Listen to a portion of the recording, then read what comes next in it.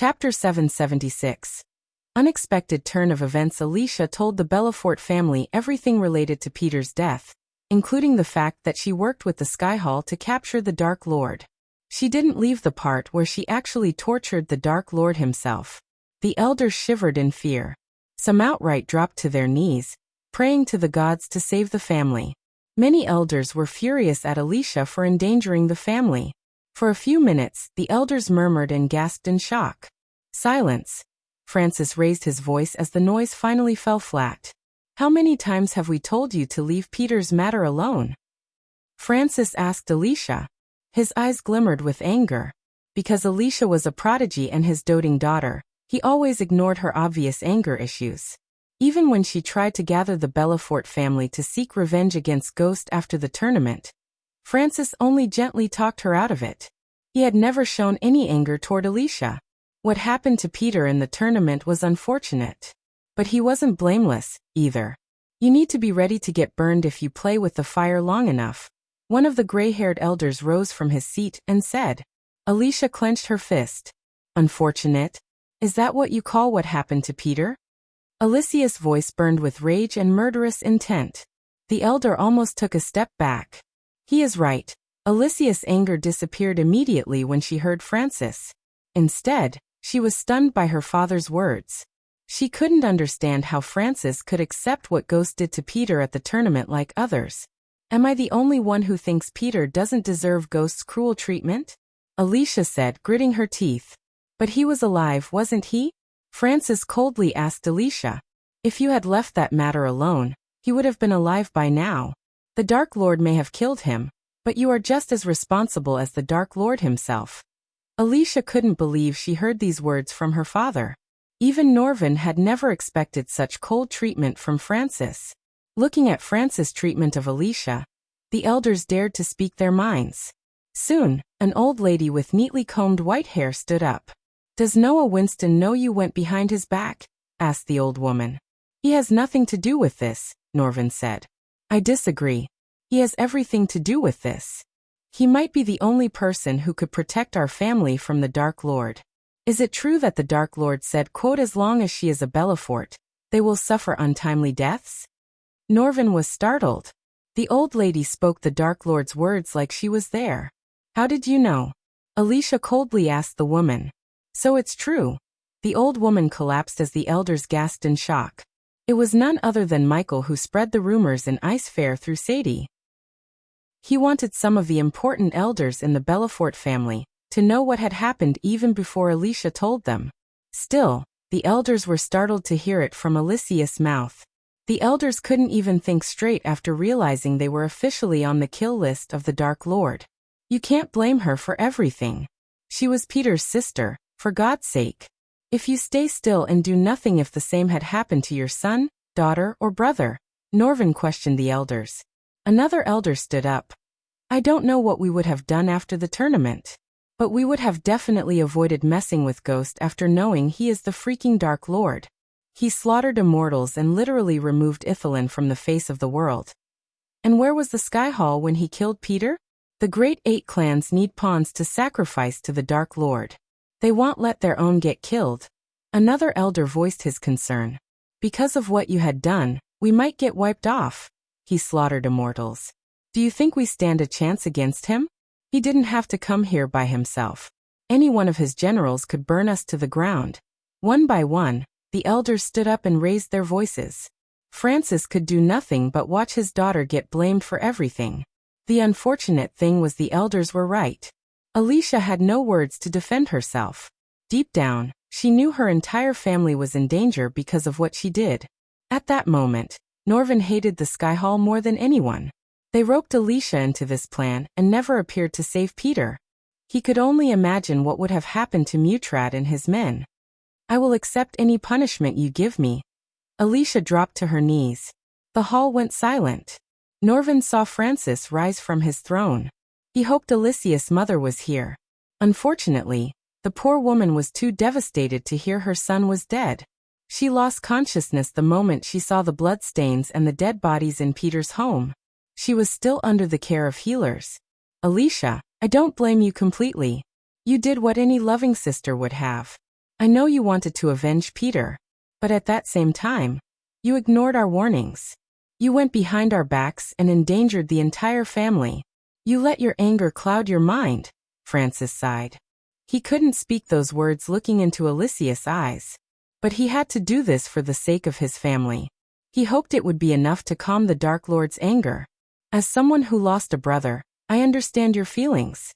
Taking that and your contributions to the family into the account, I hereby exile you from the Belafort family. Tears gushed out of Alicia's eyes. Norvin was startled by Francis' words. But the elders looked relieved and satisfied with Francis' punishment. None of the elders expected a death sentence for Alicia, so they were quite satisfied with removing Alicia from the family. From now on, you are not a Belafort, and I restrict you from using the name under any circumstances. A teardrop escaped Francis' eye. His voice stuttered. With Alicia's exile, his bloodline came to an end. Let's just hope this will be enough for the Dark Lord, said an elder. Norvin clenched his fist. He wanted to punch everyone to death. However, he managed to suppress his anger. The last thing Norvin wanted was to make things worse for Alicia. Suddenly, a bright beam of light shot through the ceiling and landed right beside Alicia. The bright light blinded everyone. They closed their eyes using their hands. After the light beam faded away, they saw Noah Winston standing beside Alicia. Noah! Norvin shouted. He had never been so happy to see Noah. Just Noah's arrival made Norvin heave a sigh of relief. Noah did not utter any word but lifted Alicia to her feet by her shoulders. He wiped off the tears on her face and gently smiled. Let me take care of this, said Noah. He turned his gaze away from Alicia to Francis. Is this what the great Belafort family has reduced to? You'd rather exile your daughter than seek justice for your son's death? Noah was calm, but his words were as cold as ice. If Noah was just a guardian, Francis and the elders would have raised their voices against him. But he was a supreme guardian, the leader of the Guardian Guild. Hence, they dared not to disrespect Noah. I lost my son. I am not going to lose my family too, said Francis. Nothing you say will revoke my judgment. She is not a Belafort anymore. Francis said these words with a heavy heart. He had to look stout in front of the elders. He couldn't afford to look weak. But only he knew how painful it was to make this decision. He felt like something was squeezing his heart. She won't be a Belafort anymore. Noah turned as he lifted Alicia's hand. Because she is a Winston. Under their gazes, Noah put a ring on her finger. It wasn't an engagement ring, but the Winston family heirloom. The white ring symbolized the marriage union between them. No one expected Noah to marry Alicia then and there. Even Michael did not expect Noah's bold move. He thought Noah would be furious and vent his anger on Alicia, which would break their relationship. Instead, it brought Noah and Alicia closer. Even Alicia and Norvin were stunned. Alicia just stared at Noah without batting an eye. If Ghost wants to hurt her, he'd have to go through me. Noah grabbed Alicia's hand and walked toward the door. On his way, he raised his finger as a light beam shot toward the ceiling. Francis saw a tiny object fall down from the ceiling. It soon exploded into oblivion. Everyone realized that the Dark Lord was watching them all this time. Just the thought was enough to make their hearts skip a beat. Noah crushed the spider under his feet and exited the hall without turning back. The elders were still in shock. Francis' mind was blank. He just saw his daughter getting married before his eyes. Everything happened so sudden. He dreamed of doing Alicia's marriage as the grandest event in Ice Fair history, but the gods had another plan. Meanwhile, Michael was looking at a blank mirror. Michael was surprised to see Noah actually located his spider. It seemed to him Noah's godly powers were slowly developing. Of course, Noah was nowhere close to Michael in terms of power or god level. That was unexpected, said Michael. I don't get him. He did the exact opposite of what we imagined, said Iag. Life is full of surprises, huh? Michael smiled. Granted, what Noah did surprised him, but it didn't mess up Michael's plan whatsoever. The longer Alicia was with Noah, the more problems he would face. However, Michael admired Noah for sticking by his woman's side even when she was in the wrong. At least the two of them shared that in common. My lord. Azazel entered the room. Lord Eladir is waiting for you outside, said Azazel. Everything ready? Michael asked. Everything is ready, my lord. Michael took a deep breath. Since he got the elven rune, it was time to reach the 6-star alchemist level. Chapter 777. Pray to the Dark Lord. After Michael revealed himself as the Dark Lord, the Sunrise sect faced several slanders from the nobles and the Guardian Guild. The rival sects used this as an excuse to isolate the sect and cause its downfall. After Noah took the throne of the Supreme Guardian, he launched an extensive investigation on the Sunrise sect and learned the Dark Lord had no more connections with the sect. As an individual, Noah knew Ghost genuinely helped the sect to grow. Just because he was the Dark Lord, Noah couldn't disregard all the good Ghost did to the Sunrise sect and the River Town. Under the Sunrise sect's leadership, the River Town became one of the richest cities in the Elon continent. The town may be small, but that didn't stop them from prospering. After Noah's investigation redeemed the Sunrise sect, disciples resumed joining the sect. The Sunrise sect had the highest breaking through rate compared to the rest of the sections. Thanks to the biggest herbal garden on the continent and the talented alchemists in the sect, they refined powerful potions and pills. They continued the tradition of giving out pills and potions for free to the disciples even after Michael left the sect. Since the Dark Lord himself was a former disciple, no one even dared to think about harming anyone in the sect. To the outside world, the Sunrise sect had no connection with the Dark Lord. But in reality, someone in the sect still was in touch with the Dark Lord. It was none other than Elder Ella. Under her takeover spree, the Sunrise sect had taken over more than 30 sects and became the largest sect in the continent. Recently, Ella had been trying to broaden her horizon to the Azer continent. The sky above the peaceful sect was littered with stars. Nighttime brought beauty like no other time of day.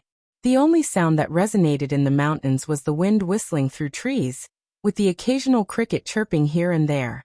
In the daytime, the sect grounds bustled with disciples and staff. The nighttime, however, the exact opposite of the daytime. The disciples were inside their rooms, cultivating and meditating, while the outsiders were prohibited from entering the sect ground without the elders' permission. The sect became so peaceful that it was difficult not to relax completely while looking at this particular nighttime beauty. The sky was covered with blackness and speckled with millions of stars. The blue moon dazzles in the sky, bathing the Jade Mountain with its sparkling blue light. Under this starry sky, a figure walked atop a lone mountain where the Dark Lord used to meditate. One could see the entire sect and the River Town from this mountain peak. This mountain was restricted to the disciples as the Guardian believed the aura of the Dark Lord could still be around and influence the disciples. But it was all a horde of bullshit. Nonetheless, only the elders and sect leader Claire were allowed to access this particular mountain. "I need your help," the figure said gently. Her silky smooth skin almost reflected the dazzling moonlight. The wind blew past her, making her striking golden hair flutter in the air. Claire sat on the mat the Dark Lord used to meditate. To her, the Dark Lord was like her little brother. No matter what the world said about him, she knew better than to trust the world. Looking at the world from here, tears rolled out her eyes without control. She felt a strange sense of security in this place. "You know, my grandfather had gone missing," Claire said to the sky, hoping it would reach the Dark Lord somehow. It had been 3 weeks since Christopher went missing. Before Ghost revealed himself as the Dark Lord to the world, he broke Christopher's curse. Claire had never been happier in her life. She saw her grandfather finally able to sleep without groaning in pain. Although one of their disciples turned out to be the Dark Lord, everything went relatively fine for Claire and the sect. However, that was only until Christopher began discussing rescuing Claire's mother, Elisha Mortero. She was held prisoner by the Mortero family for almost 3 decades. The Mortero family was based in the kingdom of Nelnather. It was one of the 3 elven kingdoms in the Ar continent. Unlike the other 2, Nelnather was extremely hostile against the other races. Of course, they put on a facade of being friendly and welcoming, but deep down, most of the elves would kill the other races in a heartbeat. Most of the racist elves Michael met in Mazeroth hailed from Nelnather. Hence, they went to such an extent to hunt down Elisha and her human husband. Luckily for Claire, she inherited human features rather than 11 features. Otherwise, she would have ended up in a different prison. I searched everywhere. But who am I kidding? I know where he went. I am just too weak to go there. I am afraid, Ghost, Claire sobbed. Everyone advised her to go to the Guardian Guild. But Claire knew they wouldn't lift a finger to help Claire. Everyone in the Guardian Guild hated the Sunrise sect, and Claire because of the Dark Lord. Even after Noah proved the sect had nothing to do with the Dark Lord anymore, he couldn't wipe out the hatred in the Guardians' minds. She was nowhere close to fighting the elves. Due to the immense workload and the thought of her mother, Claire's cultivation slowed down. She was stuck at the soul refining stage level 10 for almost a year. She had too many things in her mind that created a bottleneck in her cultivation. Because she was the sect leader, she couldn't afford to look weak and vulnerable. Yet deep down, she was afraid like a little girl. She had already lost her grandfather once. She didn't think she could lose him again. Every time she felt helpless, Ghost was always there for her. She hoped he would appear before her one more time. She closed her eyes, praying to the Dark Lord. Worshipping the Dark Lord was a crime punishable by death in some kingdoms. The Guardian Guild came up with this punishment, only to get demolished by Noah. Instead of killing the worshippers, Noah captured them, and asked why they were praying to the Dark Lord. Of course, Andreas outright disagreed with Noah, and advised him to kill the worshippers before they could join the Dark Lord's army. Unfortunately, both Noah and Andreas were right. Some of them did join the Dark Lord's army, but many who Noah captured let go of Dark Lord worshipping, and returned to their normal life with a little help from the guild. Unknowing to the Guardian Guild, the Dark Lord had his underlings among the people. Whenever someone prayed for the Dark Lord, their prayers would be answered in exchange for loyalty. Please answer my prayers. They say you are a god. A god should answer prayers. You always answered my prayers. Please do it one more time. Claire collapsed her hands together and prayed for the Dark Lord. A gentle breeze of wind blew past Claire. She heard the dried leaves rustling around her. Still, she did not open her eyes. She completely focused on her prayer. Tears slowly rolled out of her eyes. For a few minutes, the only companion she had was silence. After a while, she lost track of time. When she was drowned in prayer, another gentle breeze blew past her. To her surprise, the breeze of wind blew against her face, as though it was trying to pry open her eyes. Claire. Claire's neck hair stood up when she heard a voice from behind. For a moment, Claire thought her mind was playing games. Did you call for me? Claire clearly heard the voice. It was undoubtedly Ghost's. She abruptly opened her eyes. When she turned around, she saw Ghost standing before her. It felt like a dream to her. She sobbed and smiled at the same time. Without a second thought, she ran toward Ghost and hugged him tightly. She didn't give a damn about what everyone said about him, or what anyone would think if they saw them together. No words escaped her mouth. Her mind was completely blank. The wall she erupted around her to show the world how strong she was crumbled down before Michael. In front of him, she was just a weak girl in need of help. What did I tell you before I left? I'd always answer your calls, said Michael. He gently brushed her back while she was sobbing. Yes, Claire said. It took Claire a few minutes to finally let him go. He wiped off the tears from her face and gently smiled. Don't cry. I am here. You have nothing to worry about. Michael took her hands, leading her to the mountain edge. He sat on the edge and gestured at her to sit beside him. What happened? Michael asked Claire as though he didn't know what made her pray for him. As a matter of fact, Sadie was tasked to get as much information as possible about the Maltero family. Even though Michael's spy network was still in the beginning stages, he could almost learn anything through the Silvermoon girls. Sadie already sent an elf to Nelnather. Michael wanted to know everything he could before rescuing Claire's mother. He may be the Dark Lord, but he cared for everyone around him. Since the elves of Nelnather were a bunch of racist scums, giving them the Dark Lord treatment was just a bonus. Claire told Michael everything about her grandfather's disappearance. He patiently listened to Claire's story and felt pity for her. The elves really messed up her life. After Claire finished her story, Michael squeezed her hand. If your mother is still alive, I will bring her to you, said Michael. She had to be. Claire's voice stuttered. Michael did not want to make any false promises. There was a certain possibility that Claire's mother was dead. Even he wouldn't be able to bring the dead back to life. However, if she was alive, nothing could stop him from rescuing her and reuniting her with Claire. Chapter 778. Six-Star Alchemist. After leaving the Sunrise sect, Michael returned to the Dark Ocean. He spent almost 2 hours with Claire. At first, they just talked about Elisha and the Mortero family.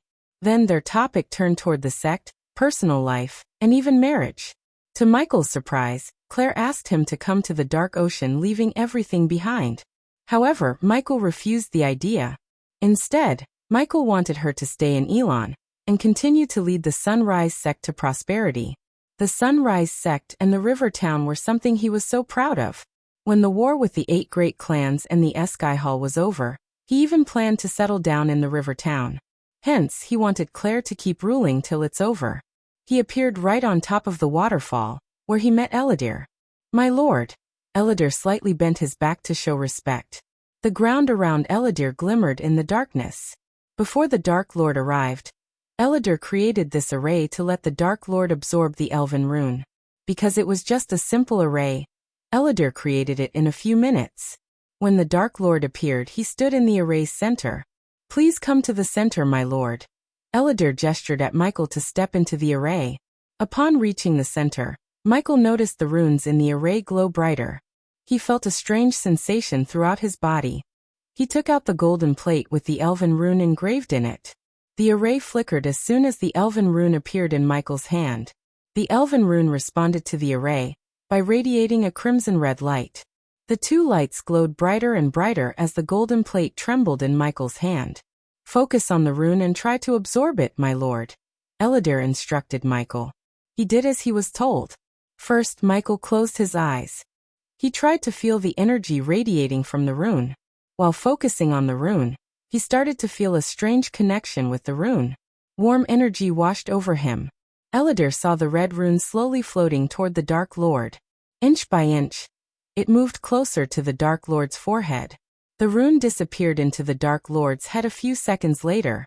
Michael felt a bolt of electricity running down his spine. The host has absorbed the Elven rune. Fire mastery has increased by 10%. Current fire mastery is 40%. The host has fulfilled the requirements needed to become a 6-star alchemist. Does the host wish to upgrade to the 6-star alchemist level? Michael saw his vision being filled with system notifications. Finally, after such a long time, he was able to reach the 6-star alchemist level. Yes, Michael willed the system to upgrade his alchemy skill. As usual, he felt an acute pain in his brain. Fortunately, the pain only lasted for several seconds. Congratulations to the host for becoming the 6-star alchemist. The host can now refine pills and potions with 100% purity, said the system. The array around Michael slowly lost its glow. Michael raised his hand, conjuring his alchemy flames. Unlike before, purplish flames appeared above Michael's palm instead of emerald green flames. This flame burned hotter and brighter. Granted, it was nowhere close to the dark flames, but still, it was several times hotter and more powerful than the emerald green flames. "Now you are a 6-star alchemist, my lord," said Eladir. He couldn't help admiring the Dark Lord's talents. But Eladir never felt any jealousy. He knew there was a struggle and hard work behind everything the Dark Lord had. He spent a year pretending to be Elmer in the Gemric family to get the Elven rune. Many with his power and resources wouldn't go through such a struggle. With a flick of his wrist, Michael took out several ingredients from the system store.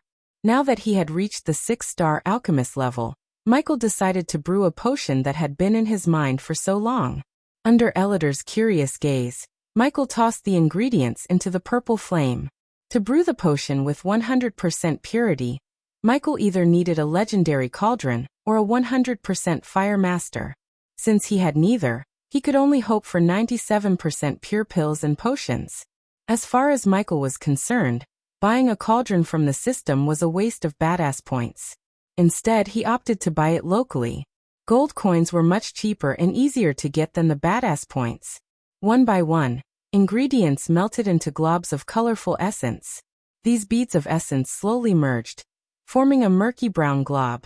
Soon, the purple flames faded away as the brown liquid flew into a glass vial. "What is it, my lord?" asked Eladir. The potions sparked in Michael's hands. Even standing a few meters away from the potions, Elodie was able to feel the energy radiation from the potion. His curiosity made him ask the Dark Lord without wasting a second. "You will see soon," said Michael without breaking the surprise. An hour later, Michael finally returned to his room. Nightmare and Vidora were nowhere to be found in his room. The two of them went flying around the mountain to pass the time. Cain did not like wasting his time flying around, but Sarba and Iag outvoted him. Since they weren't in the room, Michael hoped to have some alone time with Gaia. "Where is my gorgeous fiancée?" Michael entered the room with a grin on his face, but his smile froze when he saw Gaia sitting on their bed with hundreds of scrolls around her. Her hair was messy, and she was still in her black pajamas. She didn't even notice Michael entering the room. She just scratched the back of her head with the quill. "Okay, what is happening here?" asked Michael. He removed his armor and put it on the armor stand. He willed the system to equip the sweatpants and a black tank top. He slowly moved aside the scrolls and sat behind her. With full of love, he hugged her from behind and placed his head on her shoulder. "What's bothering you?" asked Michael. "The financial state of our order." "We are in trouble, Michael," Gaia said with a grave voice. "We need to generate more income instead of solely relying on Giselle. The more we take from Giselle, the more attraction we draw from the world," Gaia sighed. Judging by the look in her eyes, Michael realized they were really in neck-deep trouble. To be honest, Michael had never meddled with the financial side of things. He let Gaia handle it, because she had more experience managing than him. "We are running out of pirates to pillage. They are joining our ranks instead of fighting. So every day, the number of mouths we have to feed and pay for increases. At this rate, would be bankrupt in few months. That bad, huh?" Gaia nodded. "Let's just hope Saber and his party return from the treacherous ocean with some treasures. It won't solve anything but temporarily fix our situation till Suddenly Gaia shouted. "The fuck?" Gaia furiously turned around. "What part of our conversation made you think, oh, I should pinch her waist? The part where you being so pretty and cute?" Michael kissed her on the cheek, pulling her down to the bed. He cuddled her so tight. "You are so annoying," Gaia giggled. Regardless of her tension and pressure, he made her smile. She got on top of Michael as he hugged her tight. The two of them could feel each other's fragrance and hot warmth. "Guess who is the 6-star alchemist in the dark ocean?" asked Michael with a sly grin. "Really? When did that happen? Why didn't you tell me?" Gaia asked as Michael chuckled. "I did. You just forgot." "Shit," Gaia smacked herself on the head. "I am sorry." Gaia rubbed her nose with Michael before kissing him on the forehead. "I should be the one to say sorry. I shouldn't have put all the financial side of things on your head. After we return from Nelnithar, I'll find a way to generate more income." "Nelnithar? Isn't that the elven kingdom filled with racist assholes?" "Yes," Michael chuckled. "Why do we need to go there?" asked Gaia. Michael heaved a sigh as he began to tell her everything that Claire had told him. After listening to Michael, Gaia felt pity for Claire. "I almost forgot Christopher and Elisha. We did give them our word we'd help Claire reunite with her family. When are we leaving?" Since Gaia lost her mother when she was little, she knew how Claire felt. It made Gaia sympathize with her. Besides, Claire was her friend. Hence, they decided to help her. "After I break through to the immortal stage." The moment she heard Michael's words, her brows arched up. She couldn't believe him. "What the fuck? You just became a half-immortal." Gaia wanted to punch him in the face. Noah was his rival, yet he was still stuck at the fusion stage. Meanwhile, Michael accumulated enough experience points to jump from half-immortal level 10 to immortal stage level 4. Gaia could only imagine how powerful he would become after reaching the immortal stage. It was really difficult not to feel jealous of his cultivation speed. "What can I say? I am a god," Michael shrugged. "How long will be your heavenly tribulation this time?" Gaia asked. 10 days, said Michael. According to the system, his heavenly tribulation would last 10 days, and it recommended Michael find a safe place or make the dark ocean safe. Fortunately, Elodiri was working on creating a new array to prevent the lightning storm around the dark ocean from intervening in his heavenly tribulations. Michael had no interest in finding a new place. The dark ocean was the only place the Guardians wouldn't dare to come to. Even if they tried, the lightning storm and the weather would take care of them. Michael wasn't the same man he was a year before. He had a powerful army. Every day, they grew in number and power. The only problem was the current financial state. Although Michael vaguely had an idea for a new source of income, he lacked the necessary things. Is it safe to trigger the tribulation here? Last time I almost died. Heavenly tribulation and the lightning storm do not make a good pair. Elidar will take care of it, said Michael. Chapter 779.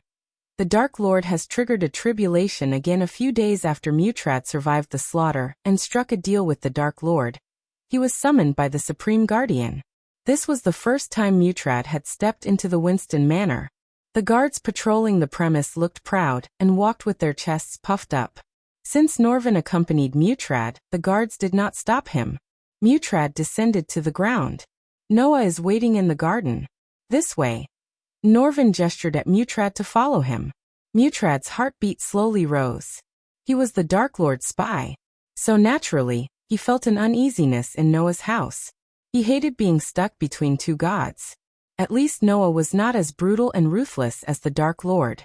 Mutrad could still remember when Andreas revealed himself and told the entire world that Noah was the god of light. At that moment, Noah became the poster child for the fight against the Dark Lord. But the fear of the Dark Lord spread throughout the world like wildfire.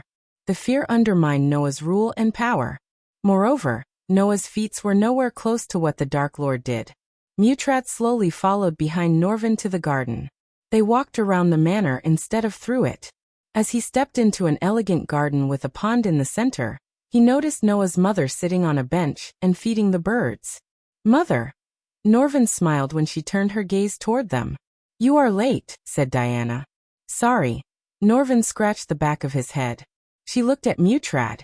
Who is this? It's a pleasure to meet you, Lady Diana. I am Mutrad. Mutrad slowly bowed.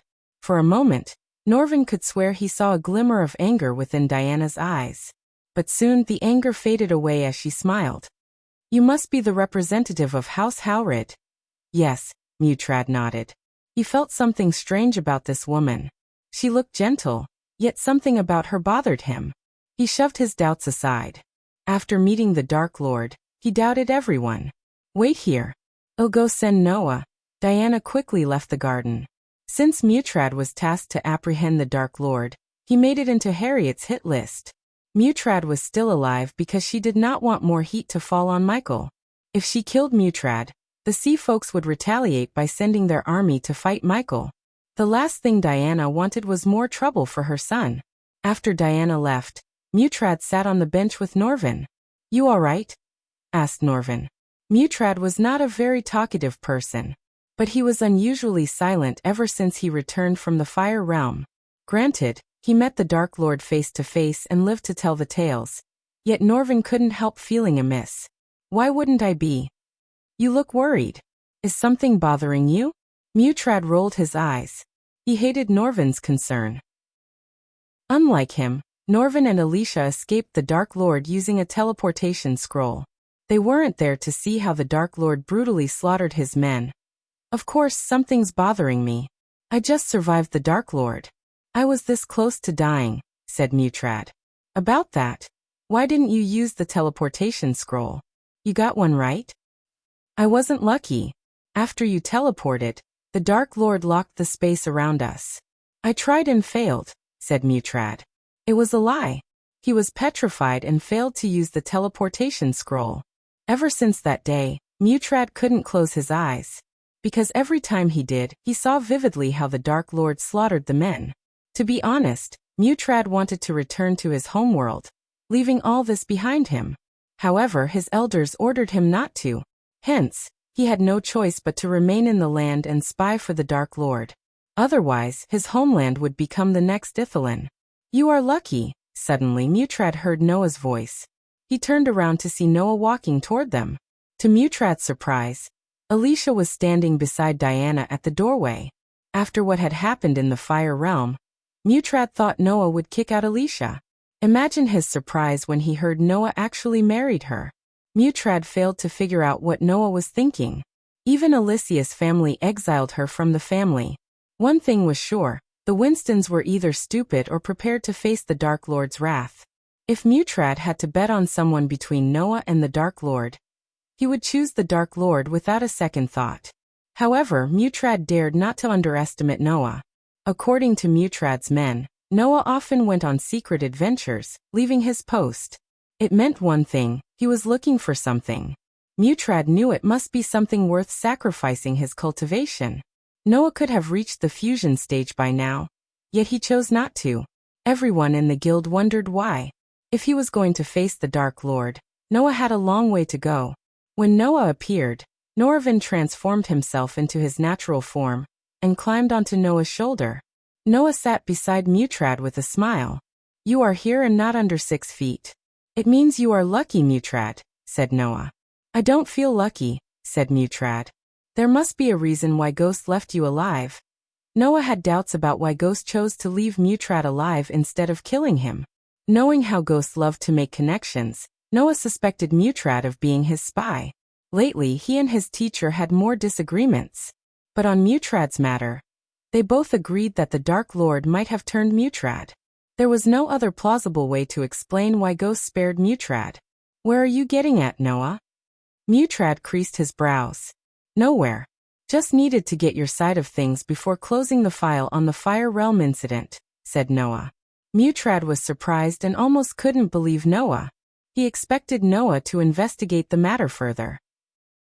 Contrary to his expectation, Noah said he was about to close the file. "Don't be surprised." As though Noah had read Mutrad's mind, he asked him not to be surprised. "It was not my operation or guild's. It's a mess the Arctic Hall and Sky Hall need to clean. If it wasn't for Alicia's involvement, I wouldn't have bothered about all this," Noah sighed. "I just need to know what happened after Alicia and Norvin left the hall. I heard Ghost teleported the cage before killing everyone." Mutrad nodded. "Did the Sky Hall meet Alicia afterward?" Mutrad asked Noah. Unfortunately, no. Even Noah was surprised that no one from the Sky Hall bothered to meet Alicia after what happened in the Fire Realm. According to Andreas, the Sky Hall may have lost its ways. But Noah couldn't understand what's more important than the Dark Lord. The longer they let the Dark Lord free, the stronger he would become. Any Alpha Guardian could have killed Ghost a year ago without breaking a sweat. But now, they were afraid of him. Almost everyone in the guild feared the Dark Lord. Noah wasn't surprised by their fear. He had done nothing to reassure them. Sadly, they would have to fear him long until he finds all the god-killing arrows. Until now he managed to get 2 arrows. The Emazaroth founders went to great lengths to hide the arrows. Moreover, they forged replicas of the god-killing arrows to confuse the Dark Lord in case he searched for these arrows. Noah found 2 of these replicas. If it wasn't for the original arrow in his possession, he would have believed these replicas as the original ones. Mutrad saw no point in hiding what happened after Alicia and Norvin teleported. He told Noah everything except the fact that he had struck a deal with the Dark Lord. Noah was about to question Mutrad when a Winston family guard interrupted their meeting. "Young Master Noah, there is someone from the guild who wants to meet you. He said it's urgent," said the guard. "Bring him." Noah waited for the guard to return. A few moments later, the guard came with a guardian. To Noah's surprise, this guardian was one of the men he sent to the southern continent. Their task was to monitor the Dark Ocean and report back to him. Judging by the look on the guardian's face, Noah could tell something happened. The guardian looked reluctant when he saw Mutrad. "It's okay. Tell us what happened," asked Noah. Not that Noah trusted Mutrad, but he wanted to see how Mutrad would react. "Supreme Guardian, the Dark Lord has triggered a heavenly tribulation in the Dark Ocean." As soon as they heard the guardian, they were stunned. Norvin's eyes widened to the point it looked like his eyes were about to pop out. Mutrad's mind went blank. "Is it Ghost or someone else triggered the heavenly tribulation?" asked Noah. "It's him, Supreme Guardian. He's trying to become an immortal." Mutrad felt that he made the right choice by striking a deal with the Dark Lord. He slaughtered the Arctic Hall's best men when he was just a half-immortal. How strong would he be after reaching the immortal stage? Definitely stronger than Noah. God or not, Noah was just a soul-refining stage cultivator. Meanwhile, the Dark Lord was about to reach immortality. We have to strike him down now. This might be our only opportunity, Norvin quickly said. However, Noah shook his head. Sending a team to interrupt his heavenly tribulation is like sending them to their deaths. He would not have triggered the tribulation without preparing for the worst. So are we going to sit around and wait for him to get stronger? Asked Norvin as Noah shook his head. I have plans, said Noah. Noah dismissed the Guardian before inviting Mutrad to a feast inside the manor. The rest of the day was pretty much uneventful. Mutrad just had his belly full of food and left the Winston manor. The Winstons were preparing for the baby shower as Catherine and Andres were expecting their second child. Almost everyone prominent in the Elon continent would come to bless the couples. Hence, everyone in the manor had worked to their necks. Mutrad just hoped the Dark Lord wouldn't be one of the guests. Chapter 780. Second armor piece. On the sixth day of Michael's heavenly tribulation, Adelia was flying about an endless ocean alone. The horizon seemed to be stitched with a silver line. The sea beneath her murmured with hypnotic waves. The palpitating pulse of the sea was steady and peaceful. It soothed her soul to hear the rhythmic songs the waves and the wind composed. A warm, tangy smell came from the sea as she flew. The dazzling moon glowed as much as the sun. Suddenly, she dived down into the ocean. As soon as her body touched the water, she transformed herself into her snake form. In her snake form, she was a monstrous silver snake with diamond-like scales. Her silver scales reflected the light as she swam deeper into the ocean. The deep sea was a world of its own. It was littered with plant life and corals. They glimmered like jewels and diamonds in the sea. Swarms of fish brushed past Adelia without any fear. Adelia didn't even need a light source to navigate through the sea. Instead, she had the luminous stones to light her path. She wondered how a ruin could be in the sea, but she trusted the Dark Lord. Apparently, the second armor piece was hiding in ruin under the sea. After swimming for a few minutes, Adelia noticed two corals the size of boulders next to each other. There was a crack between the two corals. That must be it, thought Adelia. She hastened her speed. For some reason, the closer she got to the boulders, the lighter she felt. She was surprised to see several runes glowing in the boulders. The runes created a beam of light that scanned Adelia from top to bottom. To her surprise, the silver light turned green as the two boulders slowly moved aside. As a result, the crack between them grew wider, revealing a path into the ground. Adelia cautiously swam into the crack. Inside the crack, everything was dark. She had to rely on the distant light. For a few minutes, she was completely blind. Even her Naga eyes didn't help her see in the dark. The darkness around her was exactly like the darkness around the Dark Lord, except this was several times stronger than she felt. Of course, it was stronger because this place was built by the past Dark Lord, who was on another level compared to the current Michael. Finally, she saw the light at the end of the tunnel. She hastened her speed. When she reached the light, something pulled her into it. Suddenly, she was standing in a dungeon rather than in the deep sea. She looked around the place. Everywhere she turned, she could see nothing but dark walls. She took a step forward as a torch beside her lit up. One by one, torches lit up, lighting the place. The place creeped out Adelia. She almost regretted taking the task. At first, the Dark Lord considered sending Saber to retrieve the armor piece. However, Adelia asked the Dark Lord to give her the task because she wanted to clear her mind alone. Compared to searching for the god-killing arrows, retrieving the armor piece seemed like a walk in the park to her. But her relief was short-lived. She noticed countless runes lit up in the walls. As soon as they started to glow, Adelia felt her cultivation being suppressed. Her power fell from the half-immortal stage to the fusion stage, and then to the body-refining stage. In a couple of seconds, she became powerless. Fucking hell. Adelia cursed the place. She tapped the device around her wrist as the device radiated a dim red light. Soon, her cultivation level rose up to the body-strengthening stage. The arch-energy crystal within the device couldn't raise her power to the half-immortal stage, but it was better than being powerless. Aren't you a treasure to have? Adelia smiled at the device around her wrist. Despite its size and look,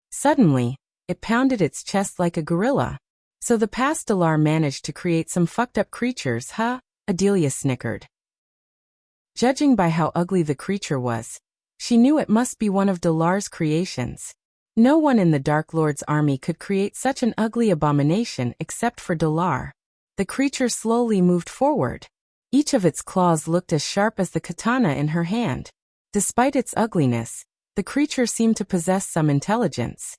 Otherwise, it would have dashed forward instead of slowly taking steps. Since the path wasn't wide enough to move around, they had to face each other head-on. The creature growled as Adelia took a step forward.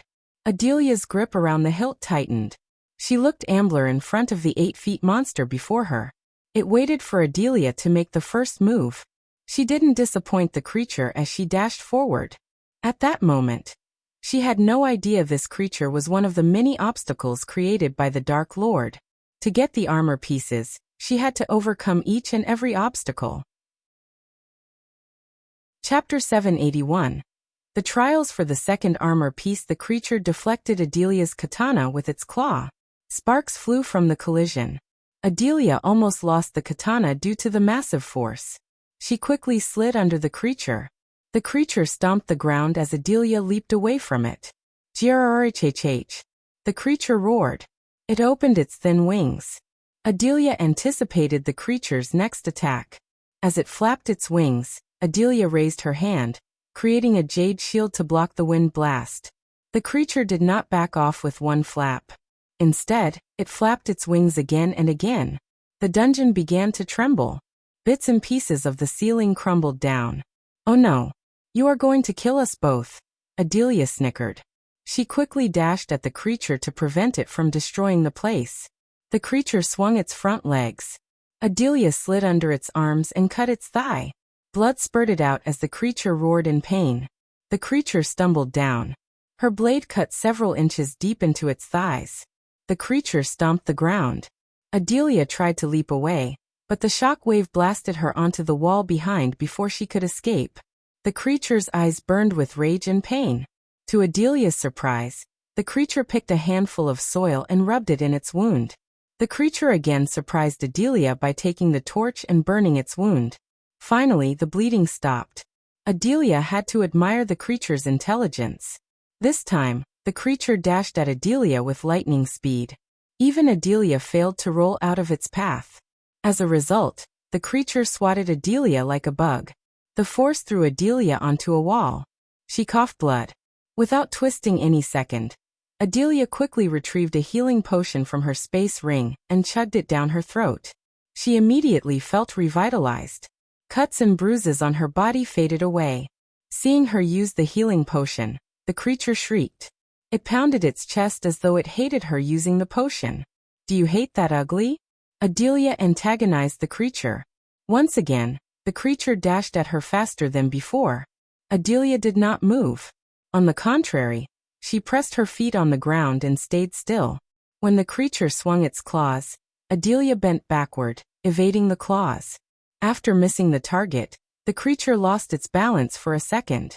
Adelia immediately utilized this by leaping onto the creature's back. She used arch energy to speed up her moves. Before the creature could retaliate, Adelia landed straight on its back. She plunged the katana into the creature's neck. She was about to slice its neck, cutting the cord, when the creature jumped upwards. Since Adelia was on its back, she hit the ceiling pretty hard. The force almost turned her inside into outside. She fell off its back as her katana was still stuck into its back. The creature quickly grabbed Adelia and hit her against the ground. It sent Adelia flying with a single kick. Adelia's vision blurred. Blood oozed out of her nostrils and mouth. "I am fucking done with this," Adelia coughed. The creature pounded its chest once again. It waited for Adelia to use the healing potion. On the contrary, Adelia picked herself up without using the healing potion. Her pupils flickered. When she blinked, her human pupils turned vertically slit like a snake's. Under the creature's furious gaze, Adelia's body transformed. The creature took a step back in feet in a few moments. She went from human to giant snake. She stood 9 feet tall. "HSSSSSS," Adelia hissed. She slithered toward the creature. It hit Adelia with its claws, yet its claws couldn't even graze her skin. Her body moved around the creature. The creature tried to leap away, but Adelia coiled around the creature. The creature was trapped. She slowly squeezed the creature with her body. Grrrrrrrrr. The creature roared as it violently swung its claws left and right. Adelia didn't feel anything. Her skin scales were like steel. No matter how hard the creature tried, it couldn't harm Adelia. The creature's roar slowly turned into a scream. Its eyes glimmered with pain. Slowly, Adelia crushed the creature's bones. The more she squeezed the creature, the louder the sickening crunch sounded. The creature's scream slowly lost its volume. Gradually, the creature stopped moving. Blood spurted out of every pore in its body. Suddenly, a stream of blood sprayed out of the creature's body. The creature's body looked crooked. Adelia moved her head above the creature. She slowly opened her mouth as jade smoke flowed from her mouth. The jade smoke enveloped the creature, slowly turning its body into ashes. Adelia's katana fell down with a clinking sound. Finally, Adelia transformed herself back into her human form. The creature was reduced to a hot pile of ash. Ugly bastard, Adelia snickered.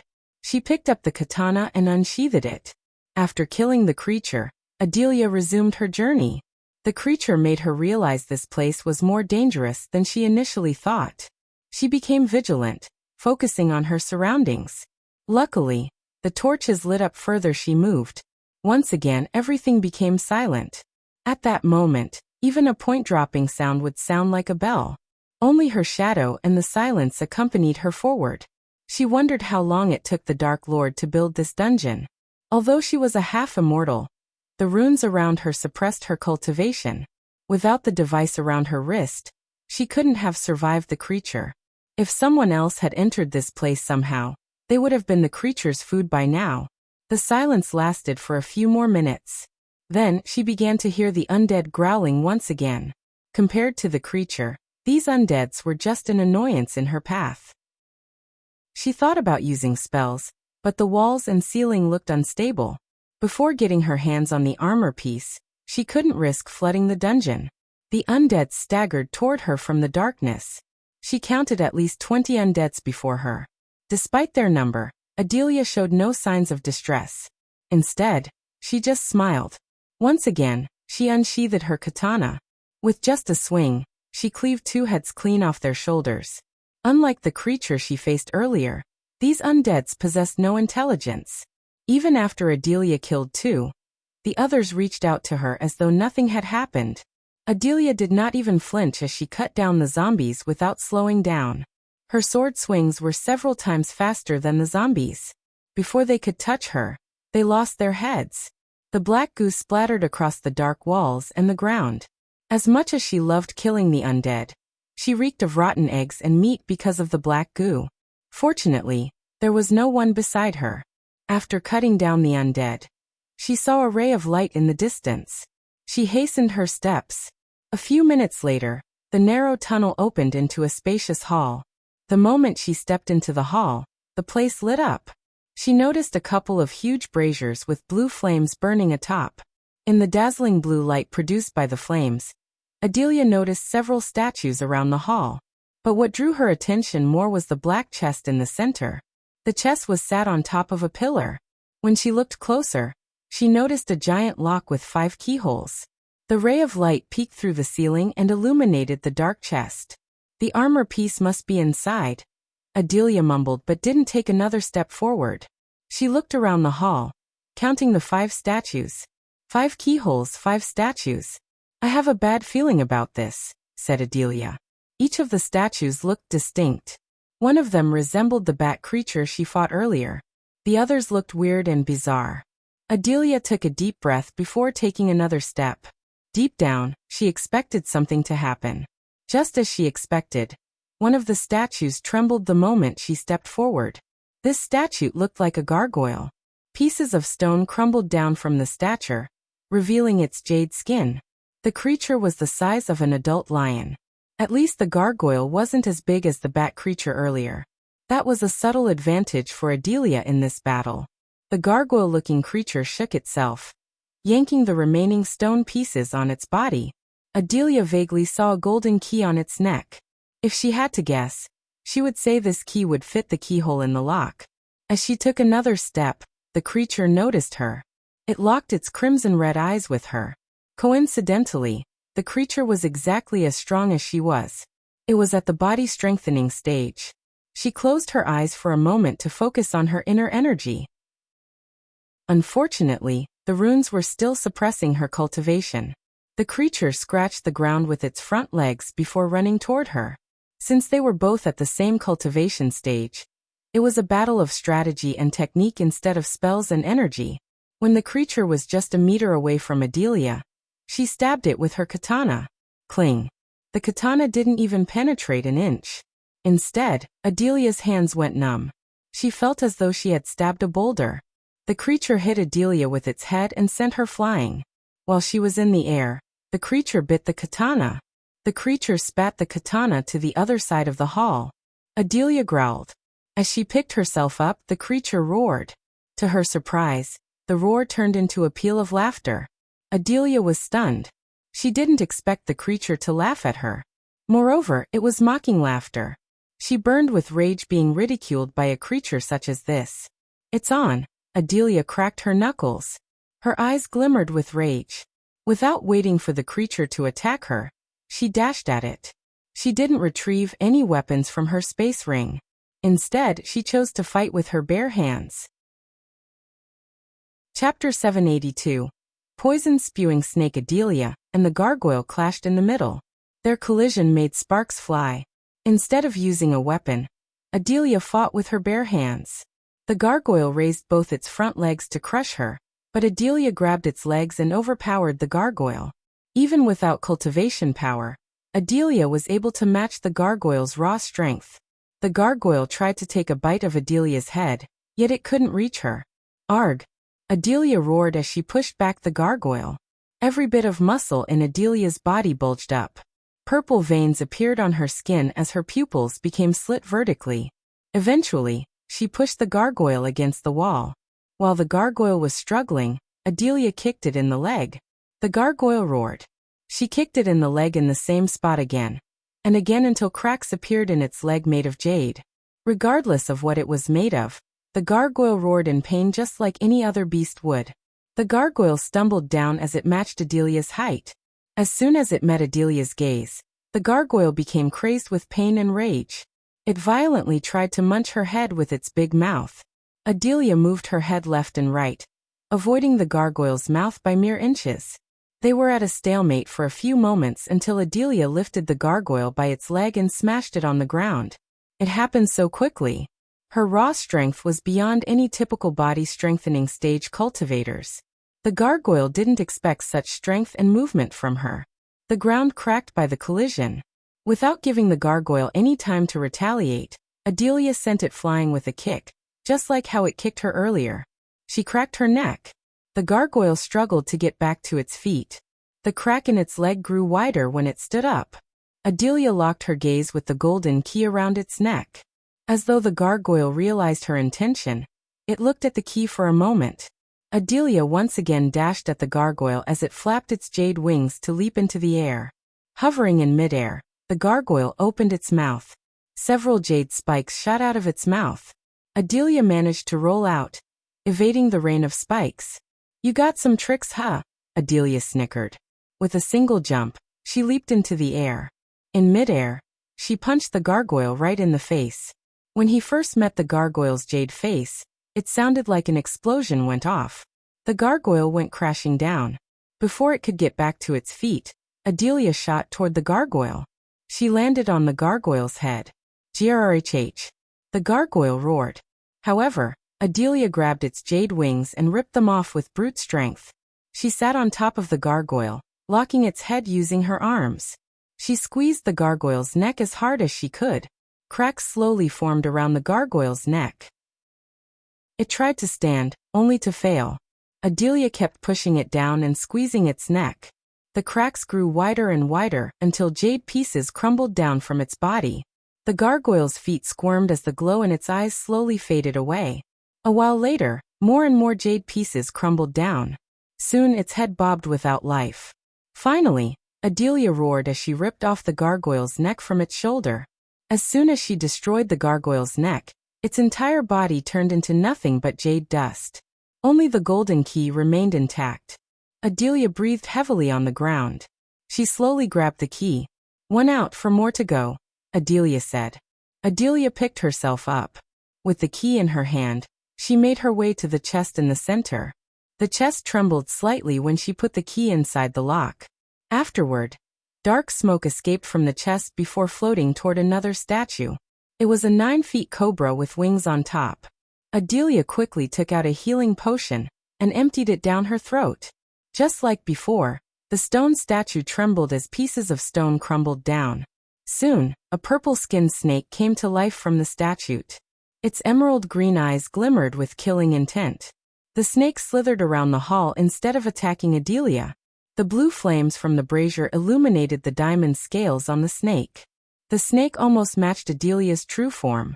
It hissed at Adelia, yet kept its distance from her. The snake seemed like it was studying Adelia. Since she was not in a hurry, she waited for the snake to make its first move. Moreover, Adelia tried to find the key on the snake's body. To her surprise, she saw a glimmer inside the snake's mouth when it hissed at her. Adelia slowly stepped toward her katana. Unlike the gargoyle's stone-like skin, the snake's skin seemed soft and vulnerable to her blade. The snake stopped moving. Instead, it turned its head toward the katana. The snake hissed as it realized Adelia's intention. Finally, it slowly moved toward Adelia.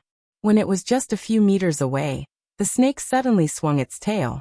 Adelia quickly managed to jump in the air, avoiding the tail. She dashed at the katana before landing back on the ground. The snake surprised Adelia by spitting a purple glob at Adelia. She swayed her body to the side in the air, barely evading the glob. When it flew past her face, Adelia smelled a nauseating stench. There was no doubt in her mind that this glob was poison. The ground sizzled like deep frying. The glob of poison was powerful enough to roast the ground itself. Adelia could only imagine what would happen if the poisonous glob landed on her skin. The snake continued to shoot out purple globs as Adelia finally grabbed the katana. One of the globs landed right where the katana was a moment ago. She wasn't sure the katana could survive the poison. As a naga, Adelia was able to gauge how poisonous the glob was. According to her, this purple glob was several times more potent than the poison in her poison gland. Adelia dashed out of the poison glob's trajectory. For a few moments, she zigzagged through the hall, evading the globs. She waited for the snake to stop shooting. When it did, Adelia dashed at the snake. The snake's giant body slowed its movements. Adelia's human form made her nimble and agile. As a result, she cut the snake before it could move away. As she hoped, the snake's skin wasn't as tough as the gargoyle's. Her katana cut the snake deep. Purplish blood spurted out of its body. Even its blood was poisonous. She quickly swung her katana, yanking the blood off her blade. The snake hissed. She used the arch energy to leap into the air. Since it was a snake, Adelia targeted its eyes. If it couldn't see her, she would be at an advantage. To the snake's surprise, Adelia raised her hand as 2 golden beams shot out of her hands. The snake was caught off guard.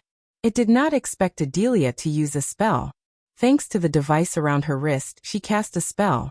The 2 beams penetrated the snake's eyes. Grrrch. The snake roared in agony. Its scream almost tore Adelia's eardrums. The snake's body violently twitched. Adelia pressed her advantage by boosting her speed with arch energy. She flew around the snake, cutting the snake repeatedly. Unfortunately, the snake was too thick to cut its head with a single cut. Hence, she had to cut around her neck again and again, one small cut at a time. Suddenly, the snake began to shoot a poisonous cloud. The purple cloud of poison enveloped the hall. For a moment, Adelia's throat burnt as her vision turned blurry. She just took a whiff, and the poison already affected her body. But being the mother of the Dark Lord's fiancé came with a few perks. One of them was a special mask and antidote for poisons. She quickly put the mask on her face before she lost consciousness. Then she immediately drank the silver potion. Gradually her vision cleared up. Just to be safe, Adelia drank a healing potion. She was almost tempted to use the berserker pill Gaia gave her. But she chose not to. The snake was strong but not strong enough to give Adelia a headache.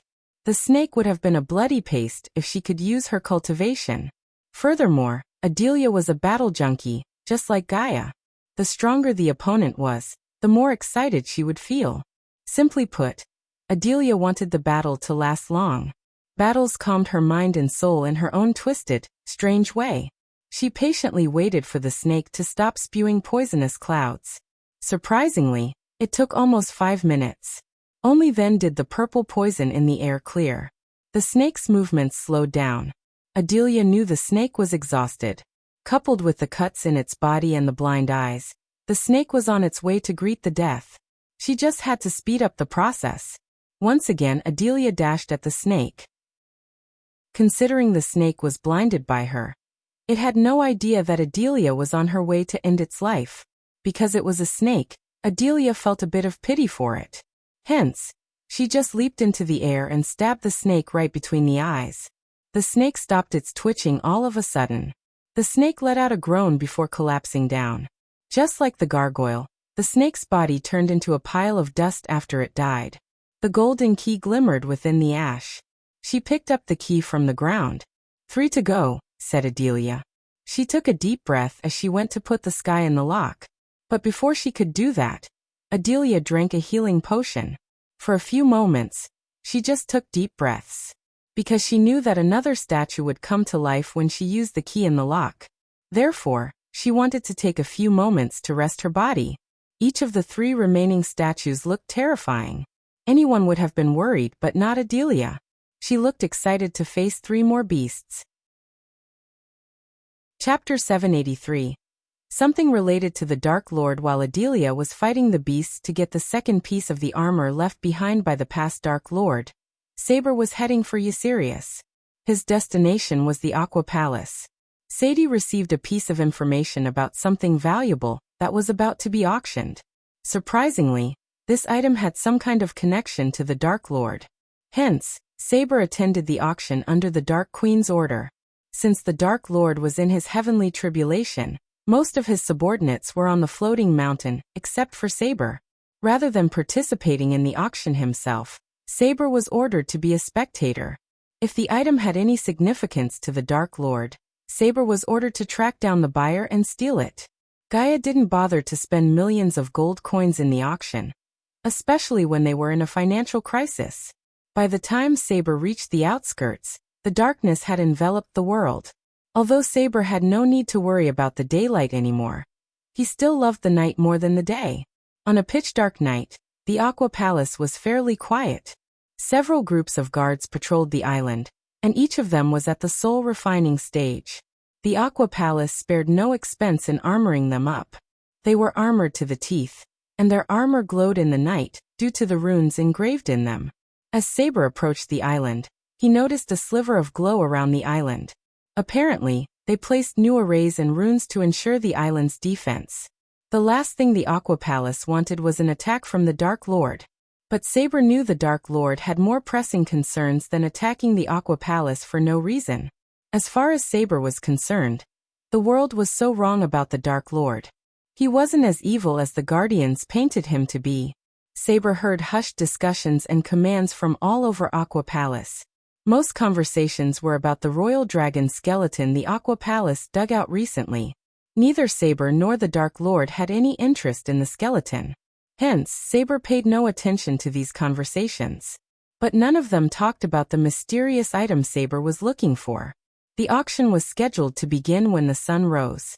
Since Saber had arrived at the island earlier, he sat under a tree, enjoying some peace and quiet. He even closed his eyes to take a quick nap. The night quickly passed. Sun broke the dark skies from the horizon, showering the island with its golden rays. Saber's eyelids twitched as he slowly opened his eyes. The Aqua Palace had been decorated with ribbons and lanterns as nobles and commoners streamed in and out of the building. The VIPs were flying in another direction to enter the place using a separate entrance. Today was the first day of the Aqua Palace auction. Last time the Dark Lord himself honored the auction by participating. This time, the Aqua Palace hoped he wouldn't arrive. They had arrays and security mechanisms to catch him if he did. Unknowing to the people, the Guardians were roaming the island just in case. In the past, the auction time had always been the busiest day in Ysirius. Thousands of people would come from every part of the continent to watch and participate in the auction. However, today was an exception. Compared to the last time, Saber saw fewer people on the island. As a regular to the auction, Saber could tell the decrease in the crowd. The sun slowly rose into the air, emitting a red glow that bathed the lands in its warm light. More and more people began to gather at the Aqua Palace. People found it extremely difficult to walk to the entrance without being squeezed. Saber was among the first 30 people who entered the building. After he entered, he heard firecrackers and a thunderous bell. They symbolized the start of the auction. Crowd or no crowd, the Aqua Palace began the auction right on time. Just like any other organization, the Aqua Palace also raised the entry fee. They charged 70 gold coins per person, unlike the last time when they charged 50 gold coins. Although this price hike made a small group unhappy as usual, it did not stop them from paying. No commoner would have dared to participate if someone charged 70 gold coins in Elon or Azer continent. But this wasn't Elon or Azer. In our continent, even a commoner could spare 70 gold coins. There was a reason why everyone called the our continent the richest. After the gates opened up for the auction house, the people that already had tickets and had been waiting outside for a very long time began to enter through the entrance in a straight line. Saber covered his face with a gray hood. He slipped into the crowd, slowly following the people to the auction hall. As he reached the inner halls, a large grandeur hall greeted his eyes. The space was filled with neat rows of seats for as far as the eye could see. There were at least 3,000 seats around the hall. The auction hall had 2 stories worth of seats. Installed on the sides of every seat were dozens of private rooms for VIPs. A tinted glass wall separated each room. The VIPs could clearly see the outside through the tinted glass, but no one on the outside could see what was happening inside. Everyone focused on the stage in the middle where the items would be auctioned. Several stands remained in a neat row in the center. They were all covered with red cloth to prevent people from seeing through. Finding a relatively isolated seat, Saber calmly sat down and waited for the auction to start. People all around him were slowly starting to settle down as well. Eventually, the auction house was filled up. One couldn't find a single empty seat. Changing the auction hall was a great tactic by the Aqua Palace. If they had held this auction in the hall they used last year, many seats would have been empty. This would have ruined the Aqua Palace's reputation. They knew there would be fewer crowds than the last time. Hence they chose a smaller hall. The Dark Lord was one of the biggest reasons for the decrease in the crowd, but the Aqua Palace refused to admit that. Just as the final seats were taken and everyone had settled down, Saber heard another set of firecrackers exploding. People curiously stared at the stands as the red cloth slowly began to rise. One by one, the concealed items were revealed to the crowd. A few moments later, an elderly man descended to the center from the sky. He was the auctioneer, Rickstun, the same man who auctioned the items when Michael was here. Rickstun's eyes swept the audience as he cleared his throat before introducing himself. Honored guests, I thank you all for participating in our Aqua Palace's annual auction. I, Rickstun Bash, will host this year's auction. I hope everyone will buy an item or items they longed for. Rickstun paused for a moment to clear his throat once more before continuing to speak. Due to recent events, you may notice more guards and security arrays. They are in place to safeguard the people. So rest assured you can be at peace. Now without further ado, I'll declare that the auction has officially begun. Rickstun looked over his shoulder as a young, elegant woman slowly walked to his side. She gently put her hand into the first glass box and lifted up a golden pill. She raised her hand so everyone could clearly see the energy radiating from the pill. Honored guests, we shall now auction away the first item. Rickstun looked at the pill before turning his gaze back at the crowd.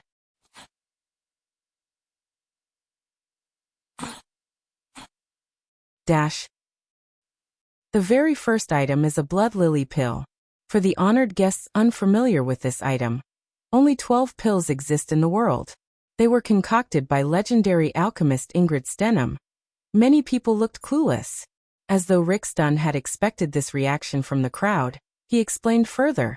Ingrid Stenham was a 6-star alchemist and the first supreme guardian of the Guardian Guild. Her mastery of alchemy is still unmatched. These pills were one of the few gifts she left behind before ascending to the higher realms. Those who looked clueless gasped after Rickson explained. Even an oblivious man knew about the status of a supreme guardian. Moreover, Rickson said she had ascended to higher realism. This was enough to make people shudder in shock. As a member of the Order, Saber knew everything about Ingrid Stenham. For instance, he knew that she was one of the Mazeroth founders. Consuming this pill would clear any bottlenecks in your cultivation. Furthermore, you won't have any bottlenecks in the future at all, said Rickson. Many nobles leaned forward in their seats. Their eyes lit up as many were stuck at the same stage for decades due to bottlenecks. This pill could finally enable them to break through to the next stage. Rickson smiled as he knew the nobles would go crazy for the pill. Saber was surprised that the auction began with a priceless pill such as this. The starting bid for the Blood Lily pill is 5 million gold coins. Every new bid will add an additional 1 million minimum. You may begin bidding. Rickson's thunderous voice swept across the hall. 6 million. 8 million. 9 million. As Rickson expected, the nobles fought like starving dogs for the pill. In a few minutes, the pill's price went from 5 million to 15 million. The price was nothing compared to having no bottlenecks in their lives. Saber calmly watched the nobles fight for the pills with a faint smile on his face. The Order had no need for such a pill when they had the Dark Lord. After a fierce battle, the pill bottle was sold to the highest bidder for 25 million gold coins. Saber's eyes were focused on the items behind Rickson. Among them, none seemed to have any connection to the Dark Lord. Maybe he was wrong, but waiting was the only option he had. The pendant on Saber's neck dimly glowed as Gaia was looking at the auction through the pendant from the Dark Ocean. Sadie better be right about this. Saber heard the Dark Queen's voice in his head. Chapter 784. Third armor piece. Rickson auctioned several interesting items for humongous prices after the pill. But Saber had no interest in any of them. Nothing seemed to have any connection to the Dark Lord at all. He may not have a clear idea about the item, but he wasn't stupid either. He knew better than to think a spell scroll or a rune mastery book had any significance to the Dark Lord. The auction continued for another hour until Rickson announced a short break before continuing. Many hated the hustle of leaving the hall and coming back. Hence they stayed still. But the nobles and the VIPs went outside to take some fresh air. Meanwhile, Saber looked at his surroundings and noticed a few guardians among them. Saber doubted the soul refining stage guards, and a few fusion stage guardians could stop the Dark Lord if he decided to attack. Fortunately, Saber concealed his cultivation stage with the help of Elidar's rune. Otherwise, his fusion stage cultivation might have raised a few eyebrows. Being a fusion stage cultivator in the VIP rooms was one thing, but sitting among the commoners was not normal. The guardians would have immediately alerted the Supreme Guardian if they had seen Saber. Soon, seconds turned into minutes and minutes turned into hours. Saber waited patiently for Rickson to return. He hoped Rickson would bring new items to auction. As Saber expected, several guards accompanied Rickson to the stage. They carried another set of items covered with red cloth. Once again, the bell rang, following the sound of firecrackers. The crowd gradually shut their mouth. Rickson waited for the crowd to turn completely silent. A while later, Rickson cleared his throat. Thank you for your patience, ladies and gentlemen. Let us begin the second part of the auction without delay, said Rickson. He looked over his shoulder as a soldier flicked his wrist. A bright light shot out of the soldier's finger. The very next moment, something covered in silver cloth appeared before Rickson. Saber slightly leaned forward. Unlike the other items, this one was covered in thick silver cloth. Besides, the soldiers around the item looked a bit confused and flustered. Saber saw a glimmer of doubt and uneasiness in Rickson's eyes. Just like Saber, everyone in the auction hall had their eyes glued to the black cloth-covered thing. Saber faintly heard a faint crackling noise coming from the thing. Rickson let the people speculate for some time. Eventually, Rickson placed his hand on the cloth. As the host slowly lifted the silver cloth up, the hidden object underneath was finally revealed to the eagerly anticipating crowd. Underneath the cloth was a piece of armor. To be more precise, a grayish armor. It could cover one's entire right arm from shoulder to wrist. The armor looked ancient. Tiny crimson-red lightning bolts crackled around the armor piece. Saber was stunned. This armor piece, without a doubt, belonged to the Dark Lord because he had seen another piece of the complete set. Although the armor piece brought to the Dark Ocean by Adelia was in much better condition than this one, it certainly belonged to that set. For a moment, Saber's mind went completely blank. According to the Dark Lord, each piece was severely guarded and hidden from the rest of the world. But the Aqua Palace somehow managed to get their hands on the armor piece. The armor looked like it had been buried in the ground for decades. Saber could barely see the runes and designs engraved in the armor. Surprisingly, the armor piece radiated no energy. Except for the red lightning bolts coiling around the armor, it looked no better than worn-out armor. People looked confused and interested at the same time. What the fuck am I looking at? Is that an armor piece? Saber heard Gaia's shocked voice. How did they get it? Gaia was stunned. She took a closer look at the armor through the spider on Saber's neck. Judging by its look, the armor piece looked similar to the other. The engraving of a skull on the shoulder plate looked exactly like the Dark Lord symbol. So unless this was an elaborate scheme to trap the Dark Lord once again, Gaia knew that the armor piece must be genuine. The armor piece sat in a glass box under everyone's curious gazes. Looking at the armor, many began to murmur among themselves. What kind of armor is that? It looks rather worn out. Where is the rest of the armor set? Let's hear what Rickston has to say about the armor piece. It looks special to me. Yeah, look at the lightning bolts around it. Red lightning. It's definitely something special. If I had to bet, I wouldn't go past 1,000,000 gold coins. After the armor was revealed, the originally quiet auction house instantly buzzed to life. Everyone's gazes fell on the armor in the glass box. The sounds of intense discussion and gasps of amazement overlapped ceaselessly. Among the people present, quite a few had lived for dozens of years, yet had never seen such an armor piece. Ladies and gentlemen. Rickston silenced the murmuring with his words. His thunderous voice swept across the hall as the discussions about the armor gradually died down. Rickston smiled, looking at the hundreds of thousands of people attending the auction, and loudly declared, "Our team of adventurers recently unearthed this armor in Gimgular after the battle between two fusion stage cultivators," said Rickston. Everyone in the hall knew about this big battle that happened a few months ago in a dwarven kingdom. Apparently, a dwarven royal guard and a rogue dwarven cultivator went all in to kill each other. Since the dwarves were usually battle-hungry fiends, no one was surprised at their battle. However, their battle reduced several villages to ruin. Apparently, their battle happened to happen above a dungeon built to guard the armor piece. Because of time and the effects of the battle, the armor piece was unearthed by the adventurers. The battle lasted a week until the rogue dwarf managed to escape Gimgular. Noah tried to stop the battle, but the dwarves gave no face to the Guardian Guild. They even rejected the Empress' request to send dwarven forces to stop the battle before more dwarves became homeless or dead. If Michael had known their battle would expose his armor piece, he would have taken out the two dwarves and retrieved the armor himself. According to our scholars, this armor piece was forged using an unknown, or which had gone either extinct or came to this world from higher realms. People gasped in shock. Rickston's words piqued their interest in the armor piece. As an experienced auctioneer, Rickston knew how to raise an item's value with just words. This armor piece is engraved with several runes, which we believe might lead to the other armor pieces.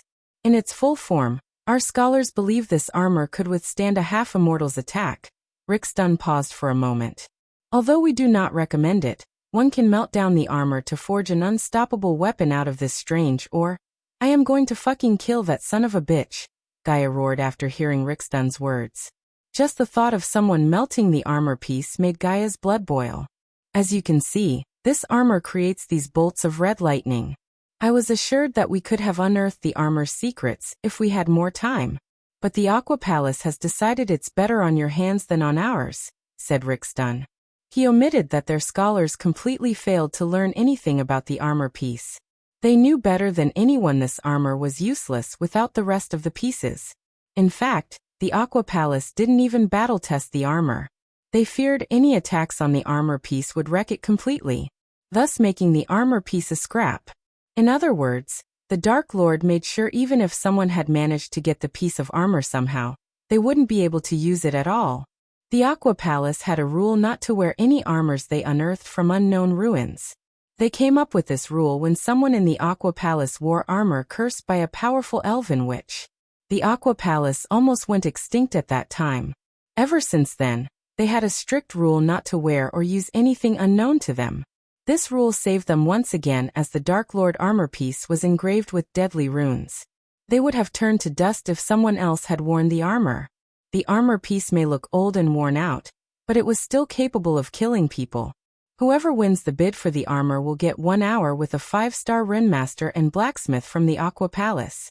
You can learn more about this armor from the best of the bests, said Rickston. Some of the VIPs became really excited by the armor. They were the collectors who invested in ancient items such as this armor. Idiots didn't even consider the armor might belong to the Dark Lord, Gaia snickered. But she couldn't blame them either. The past Dark Lord left these armor pieces before resetting the timeline. No one, even Michael, had no idea how long the past Dark Lord lived from his time. What happened to the past Dark Lord was the biggest mystery Michael had come across in his life. Fortunately, Adelia was one step closer to figuring out the previous Dark Lord's life. Let us start the bid for the armor piece. The starting price is 3 million gold coins. Each bid should increase by 2 million.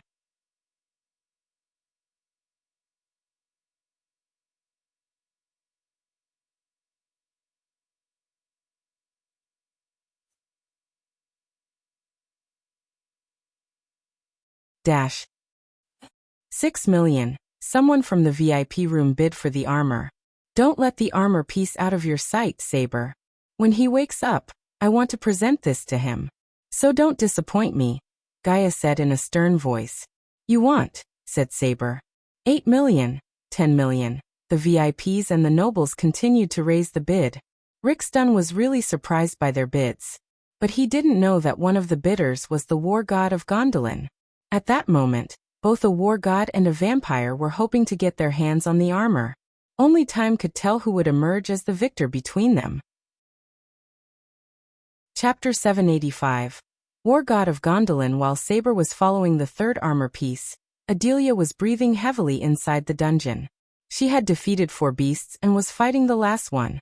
Unlike the previous 4, the last one was not any typical beast.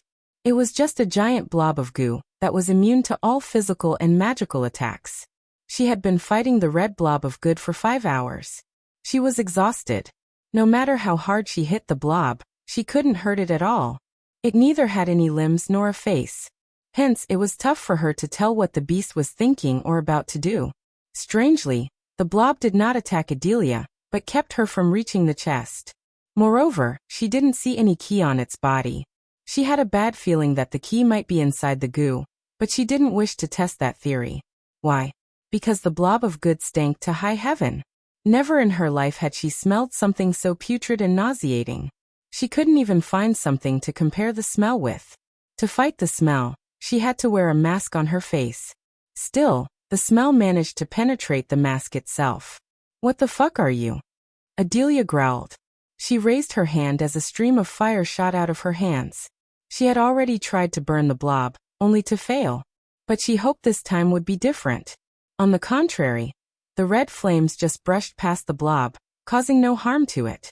Adelia was annoyed to the point she dashed at the blob with her katana raised.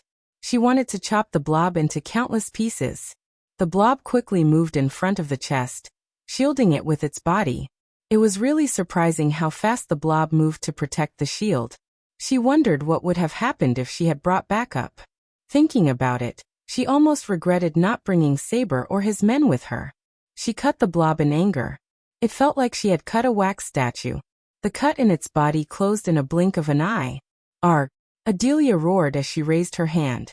In a blink of an eye, a chakra appeared above the blob. Jade spikes shot out from the spinning chakra. The spikes penetrated the blob into its body. However, the spikes barely harmed the blob. It just absorbed these spikes with its gooey body. She even tried to turn herself into her true form and attack the blob. Yet everything led to utter failure. This blob was immune to everything.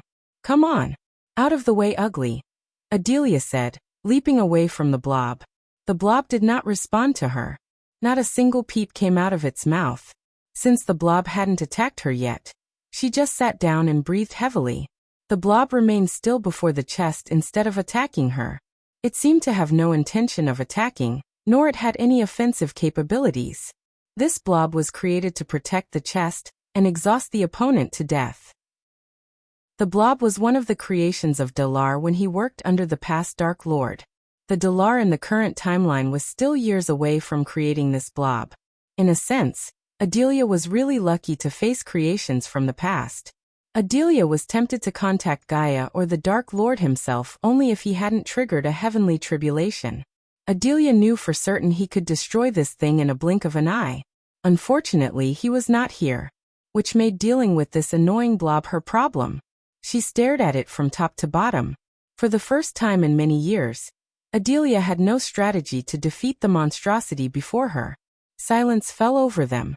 For a few moments, Adelia was on the ground, taking deep breaths. The blob did not move an inch away from the chest.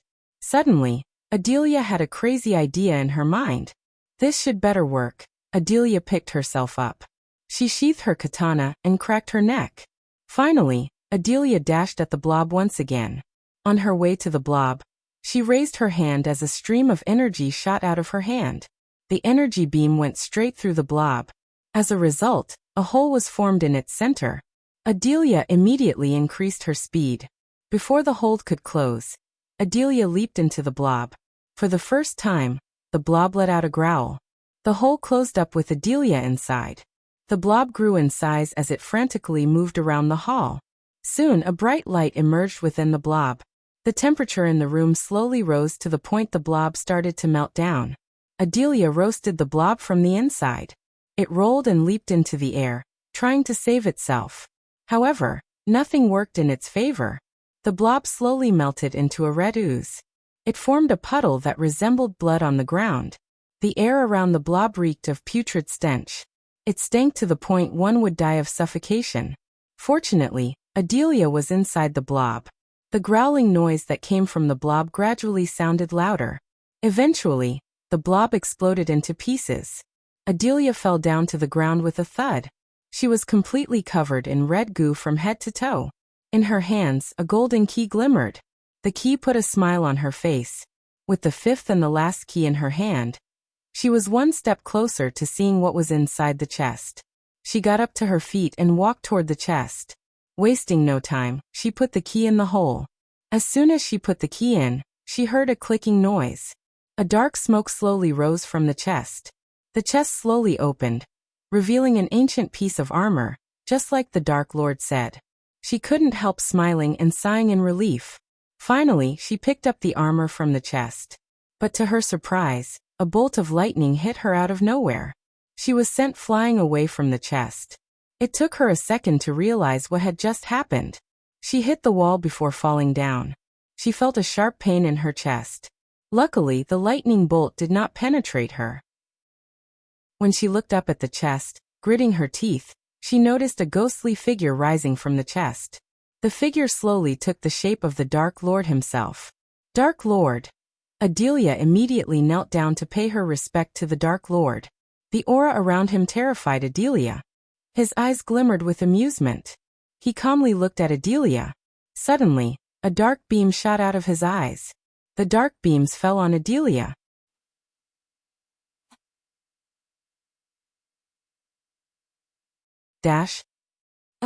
Bring this chest to your Dark Lord, the Dark Lord said in a powerful voice. Adelia shuddered hearing his voice, but she managed to nod her head. Yes, Dark Lord, said Adelia. Adelia lifted her head to look at the Dark Lord. He smiled at her, but she saw a glimpse of pain and sadness within his eyes. She wanted to question the Dark Lord, but the ghostly figure of the Dark Lord faded away in front of her. She had no time to say anything to him. After he disappeared, Adelia could only take the chest. She reached the chest and picked it up. This time, nothing happened except she felt the space around her benign distorted. The sun was on the horizon in Ysirius, where the glistening ocean met the orange sky. Its rays spread in all directions like the open arms of a mother. The reds and oranges spread by the final glow of the flame formed a staircase on the surface of the sea around the island. As time passed, the warm rays of the sun grew colder. Eventually, the rays became non-existent, making way for the stars to peek through in the dark blue sky. The aqua auction ended when the darkness completely conquered the kingdom. People exited the aqua palace in a neat line like ants. The island was bustled with people as many ascended to the sky to leave the island. The VIPs were the first ones to leave. Among those VIPs, one of them had the Dark Lord's armor piece. Saber waited until the group disappeared into the clouds before following them behind. Saber kept his distance from the group. They were not some run-of-the-mill cultivators. Instead, the one who bought the armor piece was one of the war gods of Gondolin. Attacking them was equal to waging war against the Empress herself. The Dark Lord himself said that the Empress might be the only one who could face him and survive if they fought. The war god led his party from the front. He was at the fusion stage while the people accompanying him were at the soul refining stage. They weren't his guards but rather his underlings. Saber was extra careful not to get spotted in the airspace of the Aqua Palace. Saber planned to strike when the group left the island and entered the sky above a thick forest. Every war god had immense pride and ego that could be used against them. If Saber attacked them and ran into the woods below them, the war god would follow Saber behind without a doubt. At that time, Saber could use the darkness and the woods to take out the group one by one. With a rough plan in his head, Saber kept following the group. He used the clouds as a cover to hide. How many of them are there? Saber heard Gaia. I count 7, said Saber. Try not to kill them. We don't want to make enemies with the Empress yet. But if you had to, kill them all. And don't leave anything behind that could be used to track us down, said Gaia. It will be done, Dark Queen. Saber felt confident taking down all of them if push came to shove. However, he would try not to kill them because of her order. As he was following the group, they suddenly stopped. How long are you planning to follow us? Saber heard a calm yet dominant voice. Chapter 786. War God Bellinor. Saber was surprised that the war god had noticed him. As a vampire, he was great at trailing people in the dark. But the war god found him somehow. Saber did not panic. The Dark Lord always said that in the moment of crisis, panic does nothing.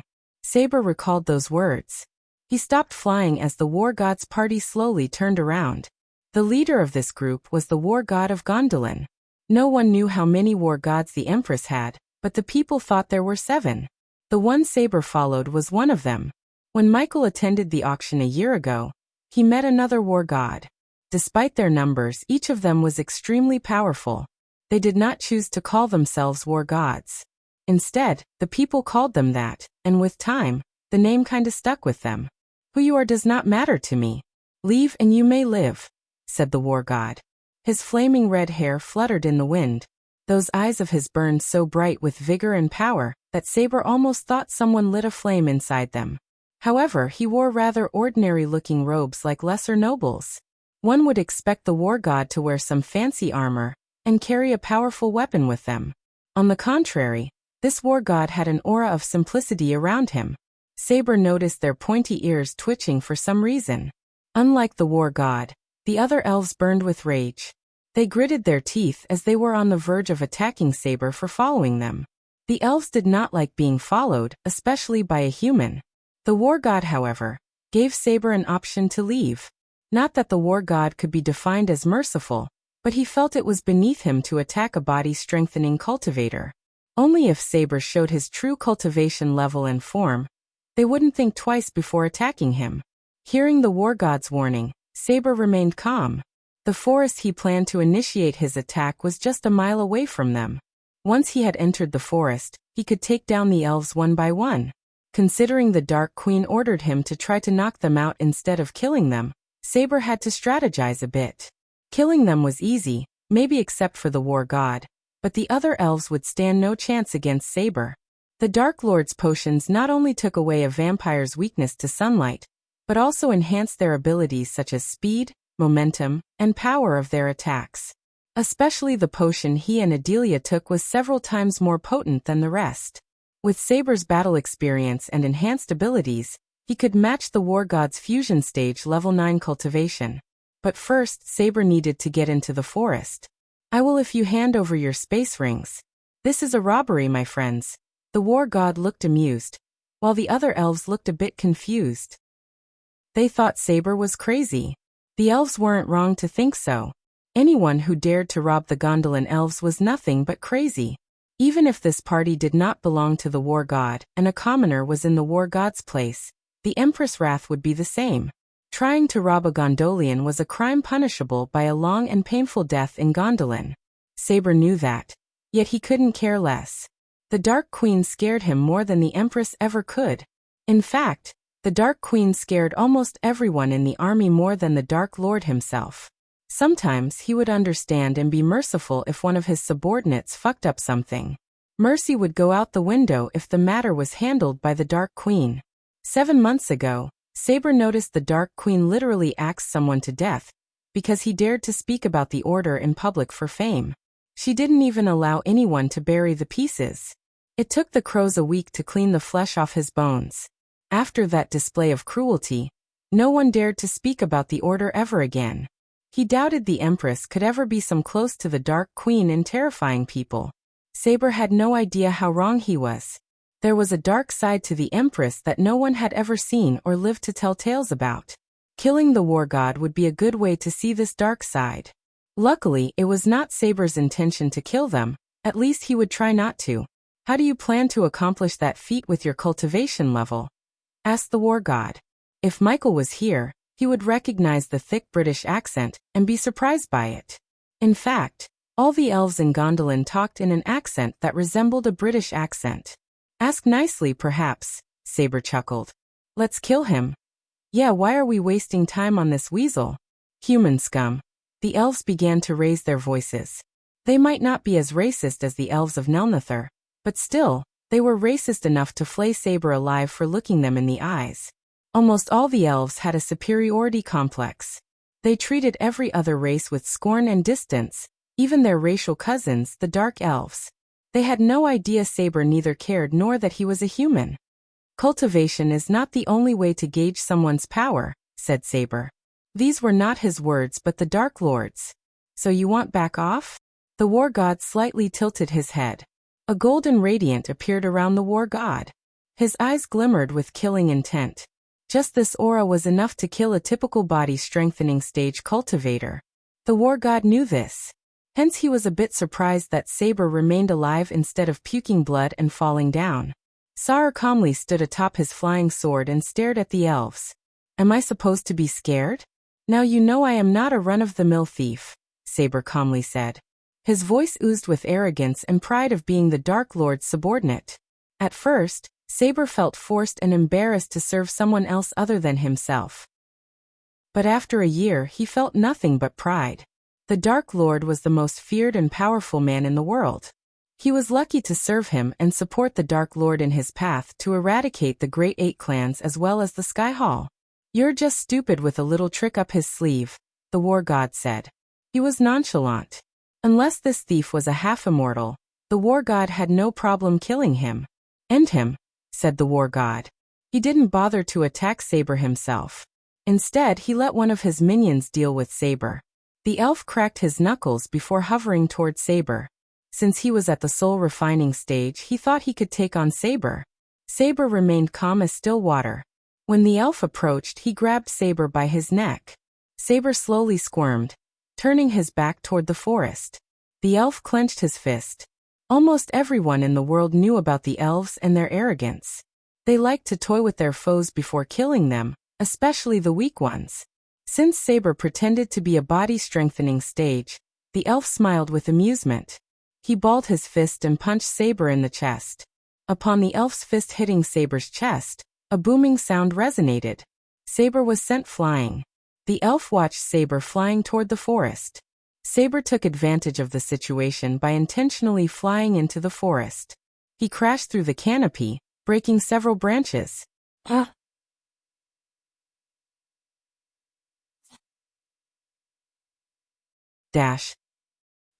The war god's gaze turned cold.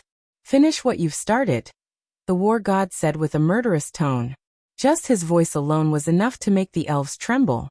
I will return with his head, said the elf who punched Saber. The elf immediately flew into the forest, following Saber's trail. After the elf disappeared into the foliage, the war god turned his gaze toward the other elves. Go on. Help him. Come with his head or don't come at all. The war god grinned like a devil. The elves dared not to linger any second longer. Compared to the other war gods, Bellinor was the kindest.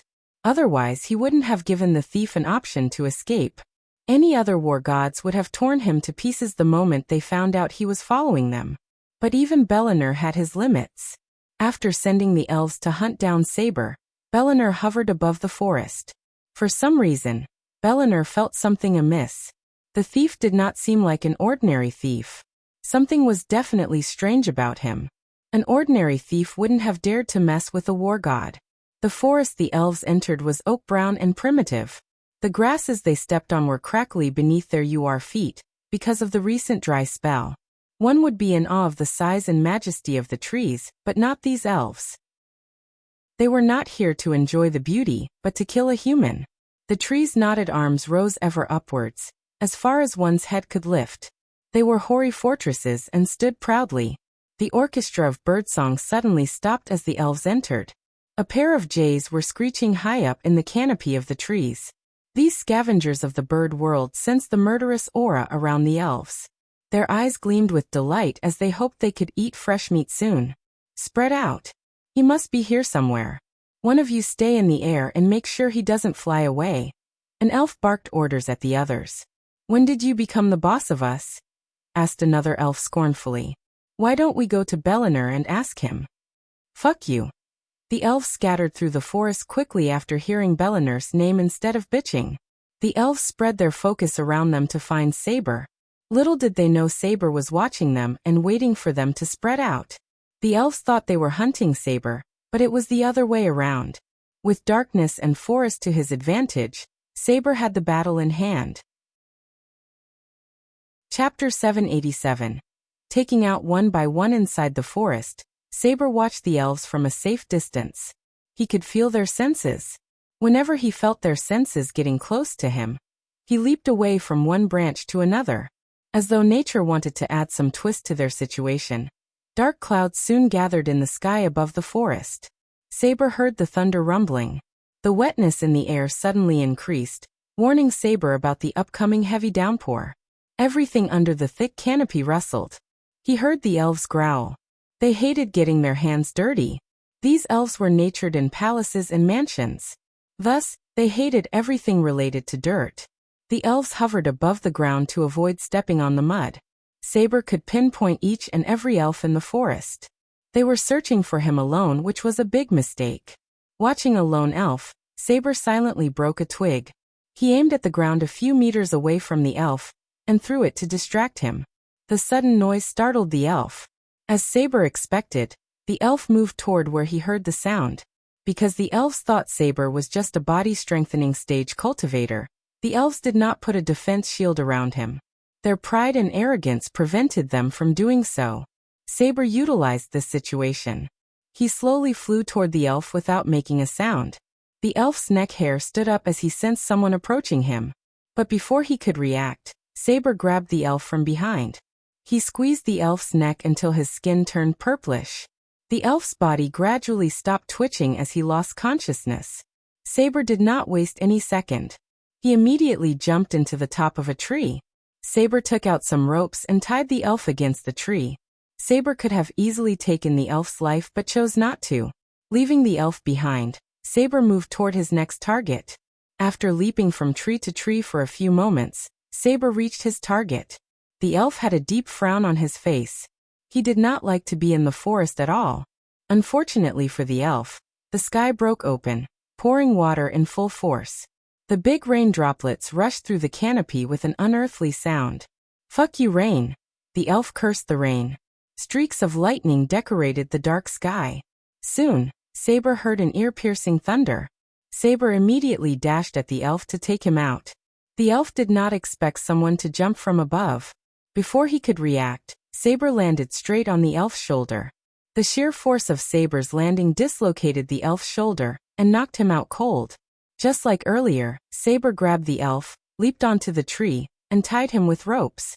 Saber expected the war god to intervene any second. Yet to his surprise, the war god just hovered in the sky, getting drenched in the rain. Saber had a strange feeling that the war god was watching him. But if he did, Saber wondered why he wasn't attacking him. It was strange behavior for a war god. For now, Saber ignored this feeling and continued to hunt down the elves. The heavy downpour came with howling wind. Soon, all the trees in the forest started to sway in a single direction. Some trees looked like they were about to get uprooted from the ground. Luckily for Saber, the rain and thunderclaps covered any sound Saber or an elf made. Saber quickly flew to the third elf while keeping an eye on the fourth and final elf. As Saber moved closer, he noticed a faint glow around the elf. The rain droplets vaporized upon hitting the glow around the elf. Hence the elf remained dry and cozy. But the elf's coziness was short-lived as Saber leaped onto him, breaking the shield with a single punch. The shield exploded at the same time when a thunderclap resonated through the forest. The thunderclap masked the sound of the shield exploding and the elf growling. Saber did a quick work hiding the unconscious elf just like before. Finally, only one elf remained. Saber wanted something special for the elf, because he was the one who punched Saber earlier. As a proud elder vampire and a subordinate of the Dark Lord, it was only natural that Saber would pay back his debt in multiple folds. He was almost tempted to kill the elf. Thinking about what to do with the elf, Saber flew through the forest like a rustling wind. The elf in the air was in direct eye contact with the war god. Hence, attacking him would be equal to attacking the war god himself.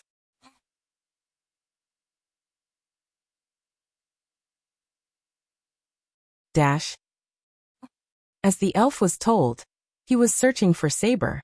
Saber intentionally left his flying sword behind when he crashed into the forest earlier. It was to confuse and make the elves look for him on the ground. Since a body-strengthening stage cultivator could not fly, they didn't bother to look above. Plus, Saber left some blood on the ground for the elves to follow. The elf was following the trail of blood to track down Saber. Little did he know Saber was watching him from behind. The elf was too focused on the train and failed to notice anything around him. Did you see him flying away? Suddenly, the elf shouted as the birds resting in the forest scattered away.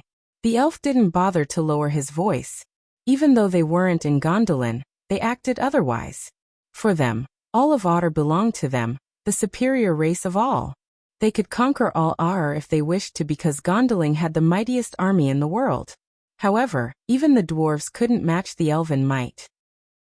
The dwarves could indeed build hundreds of new contraptions, but could never compete with elven rune magic. Moreover, the dwarves were blessed with an innate talent to build but not the talent for cultivation. Hence, they lacked powerful warriors like the war gods of Gondolin. Of course, some dwarves were an exception to the rule, but they were rare and not enough to defeat the elven kingdoms. No, he is still in there. The elf in the air replied with the same volume. War god Bellinor watched the scene with an amused smile. These elves were just there with him to entertain. He felt bored traveling alone to the aqua auction. So although Bellinor cared for them, they weren't his friends. Otherwise, he would be in the forest with them, not watching them getting their asses kicked. I am getting closer to him, the elf in the forest shouted. Judging by the blood on the ground, the elf assumed the thief had crawled somewhere and died. Saber slowly moved toward the elf without making a sound. At that moment he was just a few meters away from the elf's senses. Saber was careful not to alert the elf. It was no fun that way. Eventually, the elf reached the blood trail's end. To the elf's surprise, he didn't find a body as he hit a dead end. The elf looked around. He creased his brows. What the hell? The elf was confused. The blood trail disappeared suddenly. As he was looking around, he heard a cracking sound a few meters away from the blood trail. His elven ears twitched as he followed the sound. It was Saber who broke a couple of twigs with stones. Saber waited for the elf to move away from the blood trail. When the elf reached the place where he saw nothing but some tall and thick bushes under a giant tree, he felt a chill. His senses detected a life sign near him. The elf immediately reached for his weapon. Hello, Saber landed right before him and grabbed his arm. Saber did not knock him out with one punch, although he could do it easily. Instead, Saber punched the elf just like he did. Yet the elf didn't go flying because Saber held his arm. The elf groaned, but the sizzling sound of heavy rain hitting the canopy masked the elf's sound. Saber hit him once again in the face, breaking the elf's nose with a sickening crunch. Blood oozed out of the elf's nose. The elf's consciousness slowly slipped off. Despite his soul-refining cultivation, he couldn't withstand a powerful fusion-stage vampire's punch filled with rage. He was lucky Saber was ordered not to kill them. The smell of blood tempted Saber to sink his teeth into the elf's neck. Even though the Dark Lord's cure for the vampires cured their lust for blood, it didn't take away their temptation. In other words, a vampire had no need to drink blood, but they could if they wished to. The Dark Lord didn't order them to stop drinking blood because it would be like asking a human to stop drinking water. But he couldn't let the vampires wreak havoc within kingdoms. Hence, Michael let them give up to their temptation if they found an evil foe. To put it differently, they were ordered not to harm any innocent. Until now, no vampire under the Dark Lord had ever hurt an innocent for blood. They only imagined what would happen if they did. Judging by the look on the elf's face, Saber realized one more punch might kill him. Because of that, Saber had to stop hitting them, though he would like to punch the elf more. Since he was the last elf in the forest, Saber didn't bother to hide him. He just left him on the ground and leaped onto a branch.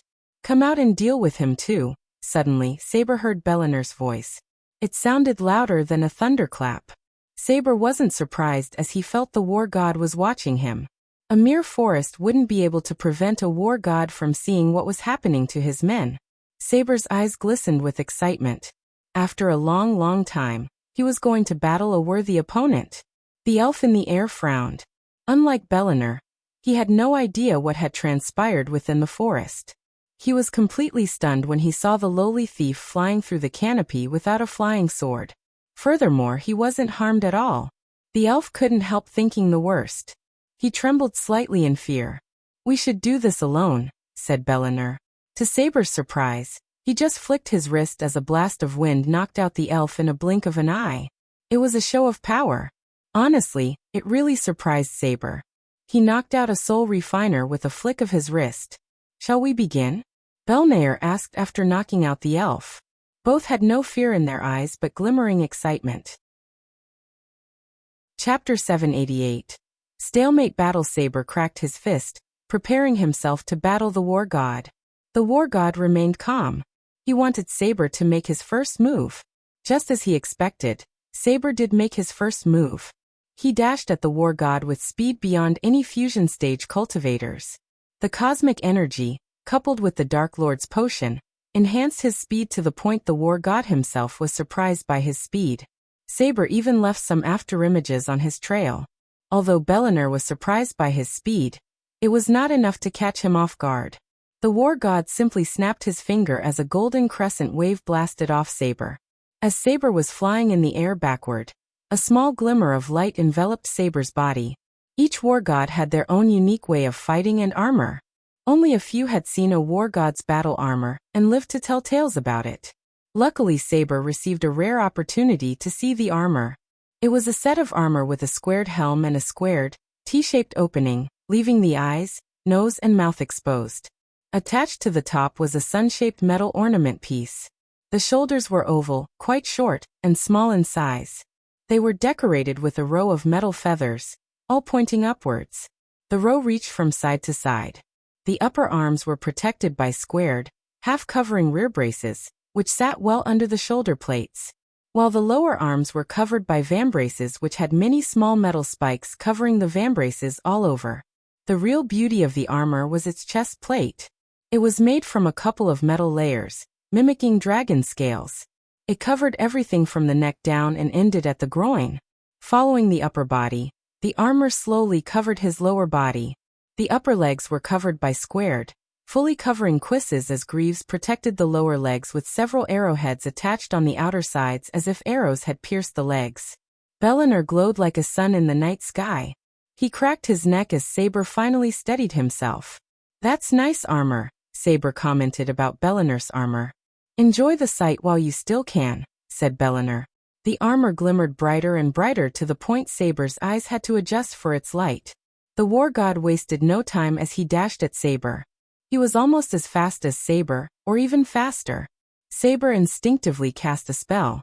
In a blink of an eye, a torrent made of blood appeared around Saber. The blood shield protected Saber from the war god's punch. Bellinor punched the blood shield with enough force to send Saber flying. Blood splashed across the sky. But this time, Saber didn't go flying as before. Instead, he steadied himself quickly and dashed at the war god faster than before. This time, Saber punched the war god right in the chest. The war god raised his arms to protect himself. His hands went numb when he blocked Saber's punch. The sheer force pushed back Bellinor. Saber did not stop as he punched the war god again and again. Their battle produced thunderous explosions that echoed through the night sky. Countless trees got uprooted by their battle. The aftershock decimated the forest below them. For them, they were just punching each other. But in reality, they were two powerful fusion stage warriors. The energy produced by their battle was enough to cause more damage than a natural disaster. They didn't give a damn about the environment. Instead, they fought like beasts. Saber raised his hand as a vulture made of blood materialized above them. It was gigantic. Compared to the blood vulture, Saber and Bellinor looked small. The bird cast a large shadow in the clouds when lightning flashed across the sky. As soon as the blood vulture appeared in the sky, the air started to reek of blood. It glared at Bellinor with its hollow eyes. The blood vulture tried to peck Bellinor with its long gigantic beak. Bellinor clapped his hands together as a powerful shock wave shot out of his hands. As though it was a living bird, the blood vulture screeched. Blood scattered in all directions as the vulture faded away from existence. However, before it completely disappeared from sight, it managed to scratch Bellinor.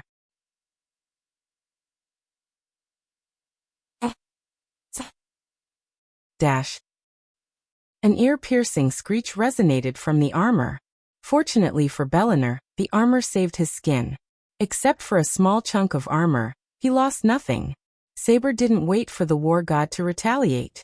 Instead, he pressed his attack. Saber's fist glowed in crimson red.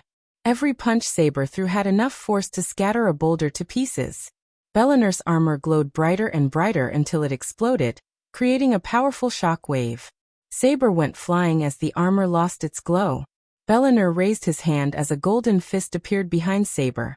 Sensing a threat, Saber immediately cast the blood shield again. Upon the fist striking the shield, it created a thunderous explosion. The shield and fist exploded at the same time, creating a mist of red and gold. Both of them completely ignored the mist and dashed at each other once again. Their eyes glimmered with battle lust. In mid-sky, they went all in. Neither of them held back. No one under the fusion stage could see their moves but only a blur. A few moments later, they stopped attacking each other. When they stopped, each had blood flowing down from the corner of their mouths. Bellinor wiped off the blood from his mouth and smiled, looking at his own blood. "It had been a long time since I've seen my blood," said Bellinor. He was not gloating but telling the truth. The war gods usually lived a peaceful life since no one had dared to attack Gondolin, or an elven nation for the past 10 years. So Bellinor was excited to fight a worthy foe after such a long time. Moreover, the one whom the elves thought was weakling, pathetic human scum had actually made Bellinor bleed. "There is more where that came from," Saber snickered. "Is that so?" Bellinor tilted his head before taking a deep breath. His skin glowed as all cuts and bruises healed up automatically. Saber and Bellinor readied for the second round. In a blink of an eye, they flew toward each other. To Saber's surprise, an ethereal lion head materialized behind Bellinor. It was just as big as the blood vulture cast by Saber. The head roared as ripples appeared in the sky. All the storm clouds faded out of existence because of the roar. As a result, the heavy rain stopped. Saber's ears rang. Even his vision turned blurry for a moment. The trees that escaped their previous attack got completely decimated by the roar. Below them, there was a large crater filled with broken trees. But they couldn't care less. On the contrary, they focused on the battle. Their minds and eyes were filled with battle lust. It had been a long time since they both fought a worthy opponent. Usually they would kill their foe within a minute or minute top. But this battle went on for almost 5 minutes without a victor. They both fought on equal terms, and Bellinor wanted to change that. The lion finally stopped roaring. It felt like a storm had passed them. Without the heavy rain, silence returned to the area. Saber closed his eyes for a second as the blood vulture appeared in the sky again. The vulture locked its gaze on the lion. On the other hand, the lion growled at the vulture as though they were both alive and had emotions. Soon, they lunged at each other, just as Bellinor and Saber did. Their battle intensified. The vulture and lion had tried to bite each other. While they were battling it out, Saber and Bellinor exchanged blows. They dived down, attacking each other. In the moment of heat, they forgot there was a crate down. They hit the ground with enough force to form a mini crater within the large crater. The force split them apart as they crashed in opposite directions. Their clothes became completely drenched with mud. They immediately jumped back to their feet to go all out again. Unlike before, they didn't dash at each other, at least Bellinor didn't. He stayed still and punched the ground below. Several cracks formed in the ground and spread throughout like spider webs. Saber leaped into the air to avoid being knocked down. He wondered what Bellinor was trying to accomplish. But he soon got his answer when he picked up a large boulder and threw it at him. The boulder was easily twice the size of an elephant. Yet Bellinor threw it like it was nothing. Saber didn't fly away but punched the boulder with his bare hand. The boulder exploded. But before the debris could hit the ground, Bellinor shot through the debris, hitting Saber in the face at speed beyond Saber's expectation. The war god's punch and speed put a smile on Saber's face. He realized the war god was unleashing his full potential. His entire body glowed like a mini-sun. The heat radiating from Bellinor's body turned the debris into ashes. Saber quickly covered himself with a blood shield to protect himself from burning. Saber fought back with blood punches. Bellinor glowed in golden radiance while Saber radiated a crimson-red light, due to the blood shield around him. As they were fighting, a golden light materialized in Bellinor's hand. It was a golden spear with a red cloth wrapped around its top. Bellinor stabbed Saber at lightning speed. The blade cut his rib cage, barely missing Saber's heart. "Cheeky bastard," Saber snickered. He didn't expect Bellinor to take out his weapon suddenly. Now that Bellinor had taken out his weapon, Saber conjured his blood sword. The sword produced an evil aura with red smoke. Both these weapons belonged to the legendary class. Hence, they created an aftershock upon clashing. They fought on the same level. As much as they liked to gain an advantage over another, they simply couldn't. Unknown to them, the Dark Queen watched the battle from a distance. She trusted Saber, but she also couldn't afford to lose the armor piece. Chapter 789. Dark Queen's interference. Saber's blood sword and Bellinor's golden spear clashed, creating otherworldly noises. Instead of using spells, they used their weapons to fight. However, they occasionally cast spells to gain an advantage. Yet, their battle remained at a stalemate. The battle between them continued for almost a day. When the sun rose in the horizon, Bellinor's aggressiveness increased by several folds. Bellinor's armor absorbed the sunlight to enhance his speed. Since Saber had no armor, he began to take blows from Bellinor. The war god swung and stabbed left and right. The spear cut Saber a couple of times. His silver robes began to drench in blood. Not that Saber was slow, but Bellinor was faster. Bellinor's armor glowed brighter and brighter in the light. Blood trickled down from Saber's mouth. The war god hit him with the spear in the face. It contained enough force to turn a core-strengthening stage warrior's neck to the other side. Saber's face went numb. Bellinor pushed his advantage by hitting him several times, faster than before. Bellinor quickly moved to the point he showed his back to the rising sun. As a result, Saber faced the sun. The bright sunlight messed with Saber's eyesight. He couldn't see the golden spear in the golden light. Seeing Saber squinting his eyes, Bellinor snickered. As a war god, he was born and raised on a battlefield. He knew how to use everything around him to his advantage. While he was battling Saber, he learned Saber's strength. He knew Saber was not weaker than him. Thus, he fought till the sun rose to increase his power. His weight was worth it as he started to hit Saber more and more. But to Bellinor's surprise, cuts and bruises on Saber's body healed instantly. Bellinor had an eerie doubt about Saber from the moment he met him. "You're a vampire," Bellinor said. He didn't stop attacking Saber. On the contrary, he turned more ruthless and aggressive. Saber slowly started to lose the battle. Luckily, Saber's reflex and battle experience enabled him to evade deadly blows. Bellinor kept aiming for Saber's heart and throat after realizing he was a vampire. "So Ghost sent you here?" Bellinor asked as Saber flew backward to put some distance between the two of them. When Saber heard Bellinor address the Dark Lord by his name, Saber's blood boiled. He gritted his teeth, swinging his blood sword. "Do not speak his name," Saber snarled. "Why?" Bellinor deflected the blood sword with his spear and asked. Bellinor had no sign of fear in his eyes. Compared to the rest of the continents, Ar had seen only a little of what the Dark Lord could do. Therefore, people like the war gods feared the Dark Lord less. Some of them outright challenged the Dark Lord for a duel in several parts of Elven kingdoms.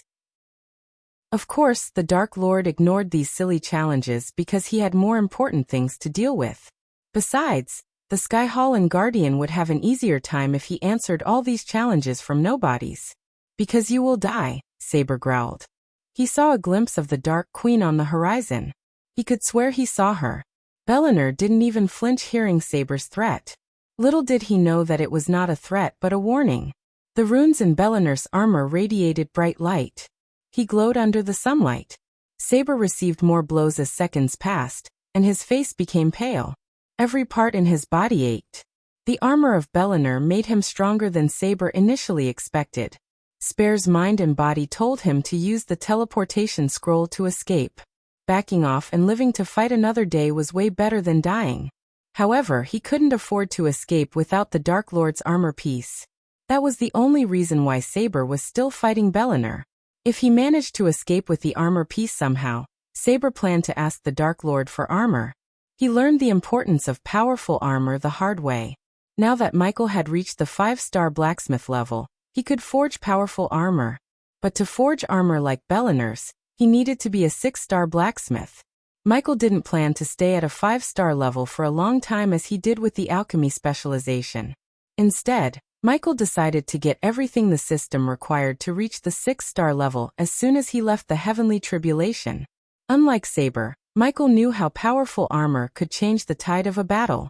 He also knew his army needed armor more than him. All the Great 8 clans possessed powerful armor and weapons, making them almost invincible.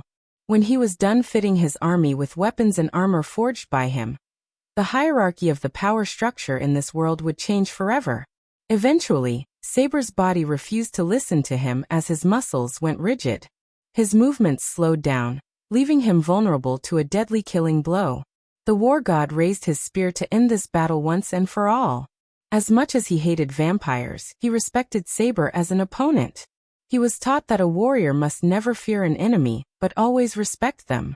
When he was about to stab Saber's heart with his golden spear, a dark trail appeared in the air. The trail of blackness hit Bellinor in the chest before he could stab Saber. Bellinor coughed up blood. It took him a second for his brain to process everything. His chest ached as he looked down to see a dark arrow sticking out of his chest. He tried to turn around, but another arrow hit Bellinor in the gut. Using this opportunity, Saber mustered all his strength and pulled out the space ring from Bellinor's hand. Green veins bulged up under Bellinor's skin. Bellinor's vision blurred. Before he could retaliate, Saber tore the teleportation scroll in half. A bright light enveloped Saber. To Saber's surprise, Bellinor stabbed the light as he saw a splash of blood in the light. Bellinor quickly turned around despite the poison in his body to see who shot him with poison arrows. When he turned around, he saw no one in the vicinity. He immediately accessed his space ring to get a healing potion. The poison was powerful enough to harm a fusion stage cultivator himself. But he was surprised when his vision cleared. He felt better as his breathing became normal. The green veins on his skin slowly faded away. The poison cured itself without taking an antidote. Bellinor realized that whoever shot the arrows had no intention of killing him. Even when he was fighting Saber, he sensed Saber was holding back. He didn't go for killing blows. It became clear to him that Saber wanted to steal his space ring that contained the armor piece. "I should have been more careful," Bellinor said to himself. It was too late for him to realize that the armor piece might have belonged to the Dark Lord. At least he had taken an interest in the armor. He knew he must inform the Empress. Attacking a war god was equal to attacking Gondolin itself. Hence, the Dark Lord had waged a war against Gondolin. Inside the Gondolin castle, an elven lady with striking golden hair flew around her perfectly sculpted face.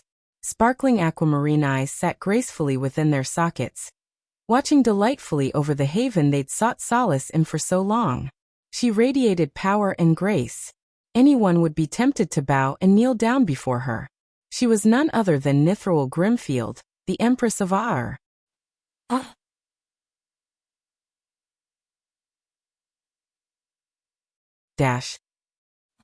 Something was appealing about her.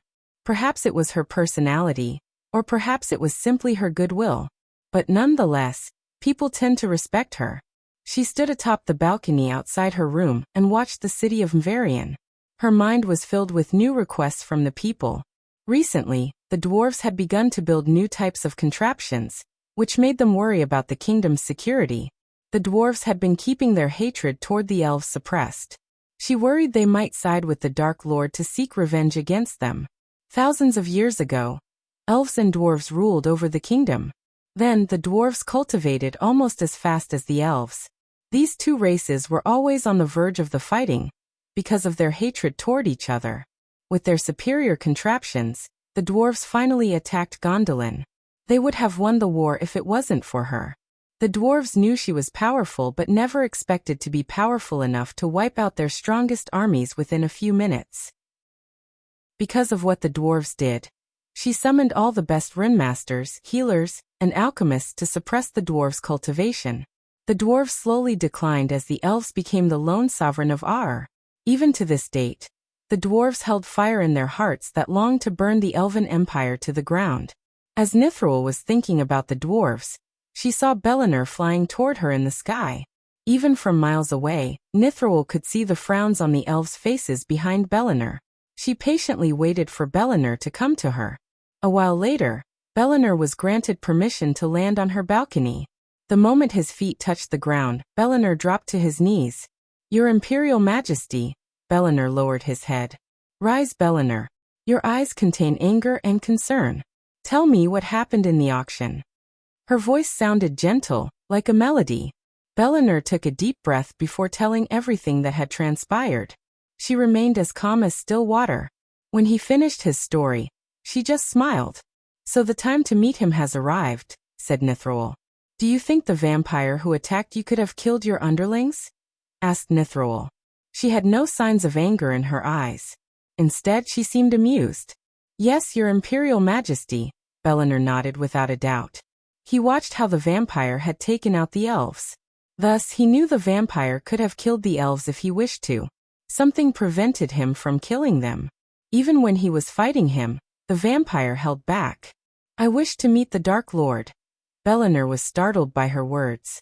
Before he could raise his concern, she simply raised her hand. "You are coming with me and only you. This is my order, not a request." Chapter 790.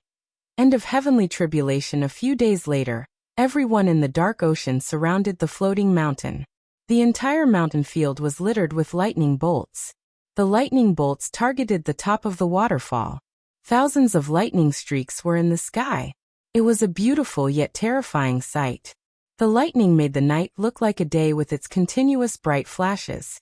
Other than the visible changes, the energy around the mountain violently fluctuated. Everyone in the area felt difficult to breathe. They felt weak for some reason. On top of the Sword Hilt Mountain, a cloud of darkness surrounded Michael. Runes and arrays around him lit like Christmas decorations. He sat in a meditative position with his eyes closed. Gaia and Adelia stood a few meters away from Michael in case someone tried to attack him. Fortunately, they faced no enemies for the last 9 days. The rogue cultivators didn't even dare to watch the heavenly tribulations. The last time Michael had his heavenly tribulations, countless cultivators came from all over the world to watch him. But now, the floating mountain had only the Dark Army. At that moment, the dark ocean became one of the most protected places in the world. Gaia looked around, the lightning storm getting worse by the second. The howling wind warned them about the upcoming storm. Gaia knew if he hadn't revealed himself as the Dark Lord, someone might have tried to interrupt the tribulations. Now no one had the guts to do so. What happened to Ithilin was a perfect example to show them what would be the result of messing with the Dark Lord. The Dark Army was ordered to patrol the mountain vigilantly. They patrolled every corner of the mountain. In addition to the army, all of Michael's subordinates except Sadie had arrived at the castle. They didn't come outside to show their faces, but remained in the castle. Gaia ordered them to come outside only if powerful armies attacked them. As they were watching the tribulation, the sky directly above Michael darkened. Granted that the storm clouds were already dark, but they became pitch black. Gaia could barely see Michael through the dark cloud of smoke around him. This darkness was not midnight dark. Instead, the darkness around him seemed otherworldly. The darkness made everyone weaker. Suddenly, a dark lightning bolt struck Michael from above. Gaia's heart skipped in shock. But she remained still instead of rushing forward. She had total trust in Michael. Nightmare and Vidora looked slightly worried. Another lightning bolt struck him, and countless bolts rained down upon him. The ground around him was lit with dark flames. Gaia could feel the scorching heat from the darkness. Soon seconds became minutes, and minutes turned hours. Gaia noticed Michael's power slowly and steadily growing. The energy fluctuations around him skyrocketed. Congratulations to host for reaching the Immortal Stage Level 1. Congratulations to host Michael for leveling up. The current stage is Immortal Stage Level 2. Congratulations to host Michael for leveling up. The current stage is Immortal Stage Level 3. Congratulations to host Michael for leveling up. The current stage is Immortal Stage Level 4. He's reaching the Immortal Stage, said Adelia. This was the first time Gaia had seen a cultivator reaching the Immortal Stage. She and the army stared at Michael in shock.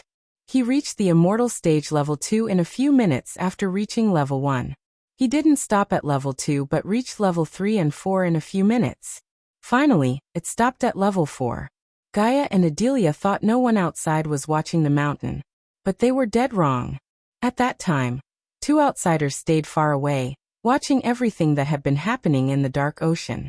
These two were none other than Ethan and Diana. He is getting stronger faster and faster, said Ethan. His voice contained a cocktail of emotions. He was proud, worried, shocked, and terrified. The stronger he becomes, the bigger the target on his back, said Diana. Ethan slowly wiped off the blood from her face. The reason Michael had a peaceful tribulation was because of Diana. Some of the Great Eight clans had sent assassins to interrupt the tribulations to kill the Dark Lord. However, they were all slaughtered by Diana before they could reach the Dark Ocean. Even the patrolling Dark Army had no idea a slaughter had taken place around the mountain. "What do we do?" asked Ethan. Naturally, he was worried about his son. It had been more than a year since he saw him. Before he went full Dark Lord mode, Ethan was able to see and talk to him due to alchemy deals. Now they completely lost connection with him. "We can't do anything," Diana sighed. She was at the fusion stage. Soon, her son's enemies would be stronger than her. At that, no matter how fast she could cultivate, she wouldn't be able to defeat them. Moreover, soon she would trigger her heavenly tribulation. She couldn't even imagine what Sky Hall would do when they realized she had broken the seal put on her soul. If she wanted, she could have reached the half-immortal stage a month ago. Instead, she was waiting for the right time and right place. Her heavenly tribulations could destroy her entire family. She was even planning on asking the Dark Lord's help. If someone could help her, it might be her son. She didn't want to add more trouble to Noah's plate than he already had. On the other hand, Rowena had been staying in her palace for the last year. They were about to meet Rowena almost after a year at Andrew's and Catherine's baby shower. Diana and Ethan wished to spend the day as a family, but there was no way to invite Ghost. Diana yearned for a family reunion they deserved, although she knew the odds of that happening was near impossible. "I still think we should tell them everything," said Ethan as Diana shook her head. "If we did, they would go to war with the Sky Hall itself. Our kids are strong but not strong enough to face the Great Eight clans or the Sky Hall. I lost count of how many times I told you this." Diana smiled tiredly. To be honest, Diana couldn't find a way to get her family out of this mess. But telling her children about Ghost and the Sky Hall was out of the question. She knew about Rowena, Noah, and Sabrina.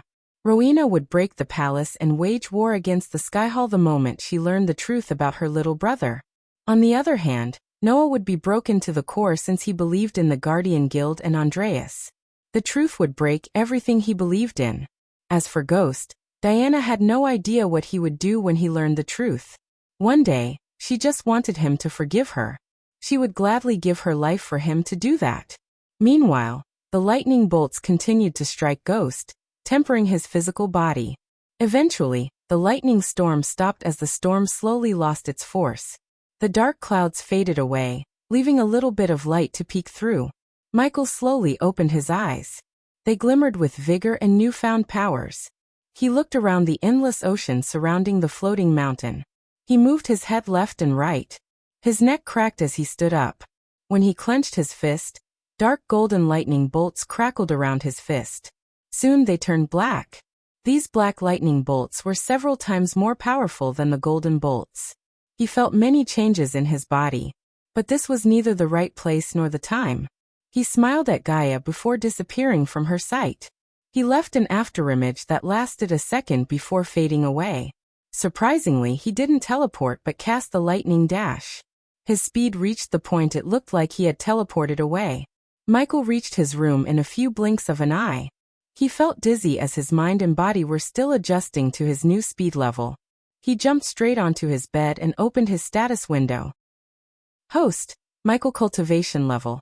Immortal level 4 experience points. 0/8, 000, 000 badass points. 1/600, 000 skills and spells. Wind Blast LVL 6 Ultimate Form Level 1 Eyes of Doom. LVL 5 Ultimate Form Level 1 Responsive Shield. LVL 8 Environment Scanning. LVL 8 Ignitia. LVL 8 Ultimate Form Level 1 Silenes. LVL 1 Lightning Dash. LVL 6 Ultimate Form Level 1 Energy Devour. LVL 5 Soul Eater. LVL 5 Death Range. LVL 3 Eyes of Darkness, Normal. Can sense the cultivation level of others' Eyes of Darkness. Lucifer. Can sense the cultivation level of others. Can see through illusions cloud of darkness, Lucifer. Weak-willed enemies will lose their courage completely and surrender. Death range will be 50% more powerful. And if activated in darkness, the host's cultivation level will be boosted 4 levels up regardless of the stage barrier. Wordless spellcaster Lucifer. In full Lucifer form, the host just has to think of the spell to cast it. Techniques: Swords of Destiny, 98% Mastery Ring of Fire, 96% Mastery Serpent Maga, 98% Mastery Occupation. Core Disciple of Sunrise Sect, the Guardian of Sunrise Sect, Lord Lucifer of the Abyssal, the Dark Lord, King of Bradford status. Healthy goals: Control the world, grow the Order of Death, utility function. Banker, LVL 5 ratio, 1000 gold coins, 40 badass points, runic teleportation, X-ray vision, also integrated with Eyes of Darkness. Wealth, 15 million gold, special trait. 6-star alchemist, 5-star. Blacksmith, 5-star inventor, subordinates. Gaia, warrior, loyalty level 100%. Raylene, 5-star chef, loyalty level 99%. Arya, assassin, loyalty level 86%. Dead Heimberg, warrior, loyalty level 45%. Maxine, warrior, loyalty level 98%. Tiberius, warrior, loyalty level 85%. Sadie, loyalty level 70%. Ricky, loyalty level 95%. Titus, loyalty level 80%. Optimus, loyalty level 80%. The Silent Reaper crew, pirates, loyalty level 93%. Base of operation: the Abyssal, the Crypt Kingdom of Bradford, familiars. Nightmare. Royal Dragon, Fedora, 3-headed Hydra, elemental manipulation. Wind, 40% mastery. Fire, 40% mastery. Lightning, 50% mastery. Darkness, 45%. Finally, Michael had reached the immortal stage. When he came to this world, he aimed to reach immortality. After 2 years, he achieved his dream. But he wasn't as surprised as he expected it to be. He knew his enemies were stronger than himself. Luckily, he had his own army. Nonetheless, his status window put a smile on his face. Now that he had reached immortality and had enough points, He planned to upgrade his spells and buy a few blueprints to utilize his blacksmith specialization. It was time to forge weapons suitable for the Dark Lord. Chapter 791. Dark Lord meets the Dark Lord. The loyalty of each subordinate remained almost the same since he had last seen. What shocked him more was the experience cap to reach the next level. To reach the next level, he needed a humongous 8 million points. His elemental manipulation increased by 10% except for darkness, which increased by 5%. Before Michael upgraded the spells, he decided to buy a few blueprints for new weapons. He mainly bought these weapons to fit the Big Bertha. Michael accessed the store without a second thought, and bought the blueprint to build a torpedo launcher. The host has successfully bought the blueprint for torpedo, said the system. He bought the torpedo for a whopping 600,000 badass points. The torpedo launcher was worth the price. It could launch 5 torpedoes at the same time. Michael could power it with the Arch Energy crystals. According to the system, 2 torpedoes could destroy a frigate, and 4 could destroy a Mano warship. For some reason, he had a gut feeling that he would need to power up his naval army soon. Considering his gut feeling had never betrayed him, he went with it. He wanted to use the remaining points on a new weapon. Now that he had become the 5-star blacksmith, he only needed a blueprint from the system. He would be able to forge the weapon by himself. He rummaged through the blueprints to pick the best weapon. He mainly looked for a sword because of his mastery over swordsmanship. Some swords had a special affinity to elements such as fire. In other words, these swords could conjure flames. Most of these swords had no chance against the dark flames. Hence, a pair of swords called the Dark Swords caught Michael's eyes. Just their name alone was enough for Michael to buy them. In addition, these pairs of swords could withstand the dark flames. The only downside for this pair of swords was the things needed to forge them, especially the ore. According to the system, the ore could only be found in the demon's grave. It was the most dangerous realm in the entire world. The demon's grave would make the treacherous ocean look like a children's playground. He needed 5 materials to forge the swords. Luckily, 3 of them were in the demon's grave, and the other 2 had to be bought from the system, which made forging the swords without a system an impossible task. Michael bought the blueprint for the swords cost him 800,000 badass points. These 2 purchases exceeded Michael's expectations. After buying these 2, he only had 200,000 badass points in the system. Instead of spending them, Michael decided to save them for another day. He exited the system with the decision to visit the demon's grave soon. As he exited the system, he saw Gaia walking into the room. To his surprise, she seemed serious. She didn't even hug him. "You need to see something," said Gaia. The smile on Michael's face disappeared. He quickly got off the bed and followed Gaia to an empty room in the castle. Gaia didn't speak a word till they reached the room. When they reached the room, the door opened with a slow creak. Michael saw Adelia, and Azazel was waiting for him inside the room with a dark box atop a pillar. "My lord." Adelia and Azazel bowed toward Michael. "Is the armor piece inside?" Michael asked as Adelia nodded. Judging by the looks on their faces, Michael knew something was amiss. Hence, he scanned the box for any booby traps. The system took a few seconds to confirm there were no traps inside but a hologram. As soon as Michael touched the box, it clicked. Soon, the box slowly opened, revealing the armor piece inside. But before Michael could touch the armor piece, a hologram of himself appeared above the chest. Michael took a step back. Just the hologram was enough to make Adelia and Azazel drop to their knees. The holographic Dark Lord's gaze swept across the hall. Michael felt a warmth through his body as though the Dark Lord was scanning him. Since it was not a soul piece but a hologram, Michael knew the past Dark Lord must have used the system to use technology from the Earth. After the warmth faded, the Dark Lord locked his gaze with Michael. "Congratulations. You are doing better than I was expecting," said the Dark Lord. "Finding these armor pieces must be your priority." The Dark Lord paused, sighing heavily. "You must have lots of questions. For now, I can only confirm your suspicions. Yes, I went back in time and became you. Time traveling is not as simple as they showed us where we came from." The Dark Lord smiled a little. Even though it was just a hologram recording of himself, Michael noticed an immense sadness in his eyes. He seemed tired, void of any happiness. Seeing him, Michael immediately thought of Gaia. Did something happen to her? Michael questioned himself. I cannot explicitly explain to you why I traveled back in time, or what mistakes I made. Instead, I was only able to leave you something behind to help you on your path. However, the Dark Lord stopped for a moment before continuing. I must tell you one thing. You will fight Noah, but do not rush into the battle. Noah is not the only enemy you have to fight. Not all people fear and worship gods. Some want to get rid of them. The Dark Lord's voice became stern and serious. They would go to any lengths to do that. So you must protect your own and get stronger, said the Dark Lord. And take care of my Gaia. A miserable smile appeared on his face. Gaia's eyes watered just by seeing him sad. Despite everything, he was still the man she fell in love with. Hence, seeing him hurt and sad made her eyes tear up. No matter what happens, do not fail to protect her. I reset the entire universe so you can get the happy ending that I didn't, he sighed. To Michael's surprise, the Dark Lord turned his gaze toward Gaia. Michael wondered how the hell did he locate Gaia correctly in the hall. I would give anything to see you smile one more time.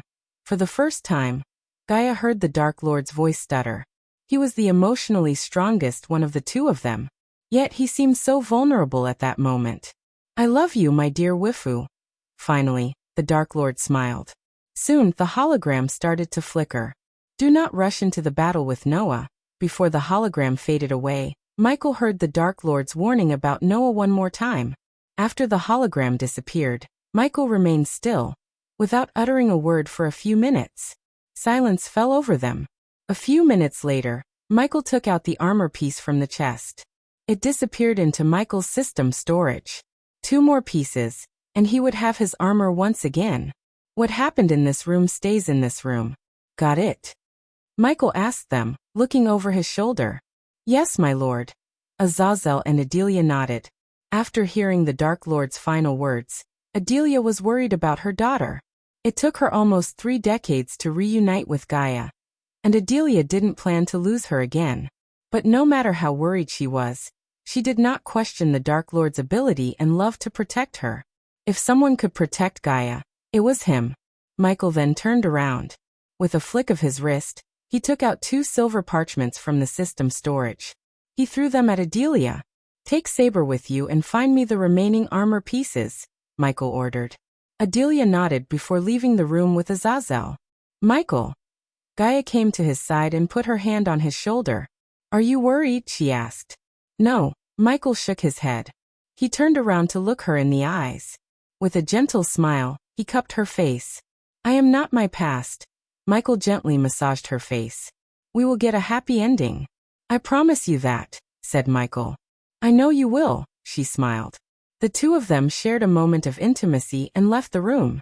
They headed for the outside. Just as they stepped outside to greet the Dark Army, he saw Gibson running toward him. He was drenched in sweat. My lord, my. He couldn't speak through his heavy breathing. Take a deep breath and relax, said Michael. Gibson took a deep breath as he was told. My lord. Gibson put his hand inside his robes to retrieve a golden parchment. It came from the Empress. Michael was surprised by Gibson's words. He opened up the parchment to read what the Empress had to say. That's surprising, said Michael after reading the parchment. What is it? Gaia asked. She couldn't hold her curiosity anymore. The Empress wants to meet me. Just like Michael, Gaia was surprised by the sudden invitation too. Might be a trap, said Gaia. I don't think so. She wants us to pick the place and the time. She is only bringing a war god named Bellinor. Bellinor, huh? Gaia remembered the name. She didn't know him when she put 2 arrows into him, but when she asked Sadie about the war god who attended the Aqua Palace auction, Sadie found his identity. You know him? Asked Michael. I should tell you how we got the 3rd armor piece. Just her sly smile was enough for Michael to paint a rough picture of what had happened. At least he was glad that she didn't kill the war god. Let's walk and talk. Gaia grabbed his arm and started to walk toward the waterfall. On her way, she told Michael everything that had happened. Michael listened to her story in utter silence. What she did was the right move. If he was in her shoes, he would have done the same. But Michael worried about the reaction from Gondolin for attacking a war god. "We need to meet the Empress and sort this out. We have enough enemies to deal with," Michael sighed. Since the Empress was arriving with only Bellinor, Michael had a feeling she was not looking for a war. Otherwise, she would have sent an army instead of coming to meet him alone. Chapter 792. Master Tactician Nithroel. The Empress scroll was inscribed with special runes. Michael just had to write the place and time of their meeting, and the Empress would be notified on the other end. Michael chose a secluded mountain peak in the Azer continent. Obviously, the time of their meeting was midnight, when he would be at his strongest. Michael sent Arya and Eladir to ensure the place was void of any traps. Although he picked the place, he didn't plan to go there without any plans. Michael left Gaia back in the castle, and went to meet the Empress alone. He didn't even bring Nightmare or Azazel. The mountain Michael chose was covered in pearl-white snow. When he was flying toward his destination, the serrated mountains loomed in the distance. He made his way towards them as he had to use arch energy to warm up his body. The blanketing flower white was brooded over the land. Just as he approached, a shoot of snow detached itself and went trundling down one of the mountains. It slid over the knotted edge and then crashed into the chasm below. The silence that followed was spine-chilling. Michael flew to the tallest peak of the mountain, where he asked the Empress to meet him. The heaven-touching apex of the mountain was drenched in brilliant light. Spikes of thin light from the stars above impaled the snow in a bristling, moving line. All across one's line of sight, the tips of the mountain range stuck up like a row of thorns. Swaddled around them were necklaces of powdery snow. The air became arctic cold as Michael came closer to the top. By the time Michael arrived at the top, he saw an elven woman and a man in a golden fur coat waiting for him. Michael recognized the elven woman as the Empress thanks to all those portraits in Gondolin. It wouldn't be an understatement to say every house in Gondolin had at least one portrait of the Empress. The people loved her that much. It was not a forced gesture, but the people worshipped her like a goddess. To be honest, Michael respected the Empress Nithroel. Despite her military might, she only used wars as a last resort. Instead, she advocated peace through diplomacy. That's what Michael loved about her. The people who feared him respected Nithroel. As he descended to the ground, Bellinor's body tensed up. Michael was not in his Dark Lord armor. On the contrary, he just wore a long black coat with sleeves rolled up to his elbow, a black shirt with his first 3 buttons opened up, and matching black trousers and boots. His shoulder-length hair fluttered in the cold breeze. Bellinor expected a bulky man with an evil face and black armor, but Michael surprised him with his rather normal look. Even the Empress was stunned. To Michael's surprise, the Empress was just a few months' cultivation away from breaking through to the immortal stage. There was something strange about her. "Your Imperial Majesty," Michael addressed the Empress with her title. She smiled when she sensed the respect in his tone. She lived long enough to differentiate between puffery and true respect. Unlike the reports she heard, the Dark Lord seemed warm and friendly, but she could see the devil within him. He was capable of unimaginable things. In her mind, what happened to Ithilien and the Vusian Empire was just a sample of what he could do. "How may I address you?" asked Nithroel with a warm smile. To Michael's surprise, she seemed different from the racist elves he had seen in Maze-Roth. "I think ghosts would do just fine," said Michael. It was a simple gesture to get onto the Empress' good side. He didn't want to be her enemy even if he couldn't be her friend. The last thing Michael wanted was to antagonize the Empress and make enemies out of the most powerful empire. "This is Bellinor. You might know him," said Nithroel, looking at Bellinor. "It's unfortunate that you bought something of mine." Michael's tone was neither too arrogant nor apologetic. He didn't even ask for forgiveness, which might be considered a sign of weakness. The Empress walked toward the mountain's edge. As far as one could see, there was nothing but an endless forest blanketed with snow. Michael joined her at the edge and watched the scenery in silence. Except for the howling wind, they heard no sound. Michael broke this silence after a few minutes. "Why did you want to meet me, Your Imperial Majesty?" asked Michael. He was curious, to say the least. "The same reason why you agreed to this meeting," answered Nithroel. "Alliance." Michael joked as the Empress chuckled. Bellinor was truly surprised. The Dark Lord seemed so calm and cool beside the Empress. Bellinor forgot the last time someone had talked to her like this. "Not so fast, Ghost," said the Empress. "I heard you don't like beating around the bush." "You heard right," said Michael. "Blackmane had to say lots of interesting things about you." Michael recalled his meeting with the pirate lord Blackmane. The pirates used to think the most powerful pirate lord was on a voyage, looking for treasures, but instead he was serving the Empress all those times. He came to meet Michael in Aden when he abolished the pirates and killed pirate lord Vance. He struck a deal with the Dark Lord for an island on the southern continent. In addition, Michael agreed not to attack the merchants from Gondolin or any other elven kingdoms. Michael had been keeping his part of the bargain till to this date. In exchange, the Royal Navy had never stepped foot on the southern continent. As a result, there was no pillaging or piracy in the southern continent seas. Instead, the merchants paid 20% of whatever they brought to the Dark Army patrolling the seas. The pirates used to hate things they got without pillaging. But after a while they started to love getting paid doing nothing. They just had to patrol the seas like border patrol, and take things from the merchant ships.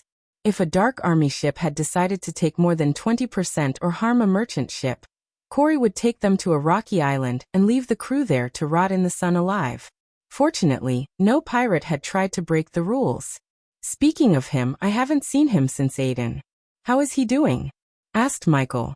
"In seclusion, I am afraid," answered Nithroel.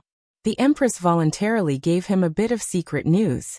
She wanted the Dark Lord to know that he was not the only one who could make Southerners stronger with cultivation. Michael was slightly surprised but didn't worry about Southerners cultivating in her army. He expected a lot more surprises from the Empress. "I want the same deal I got from you earlier, Ghost. No more attacking my people." Her voice became a bit colder. "It won't happen again." Michael requested nothing from the Empress. Although Bellinor bought the armor piece, they had no right to attack him. Gaia might have left him alive, but she attacked him nonetheless. It was kind of the Empress to let go of the matter so quickly. "Was that the only reason you asked me to meet you?" Michael asked the Empress.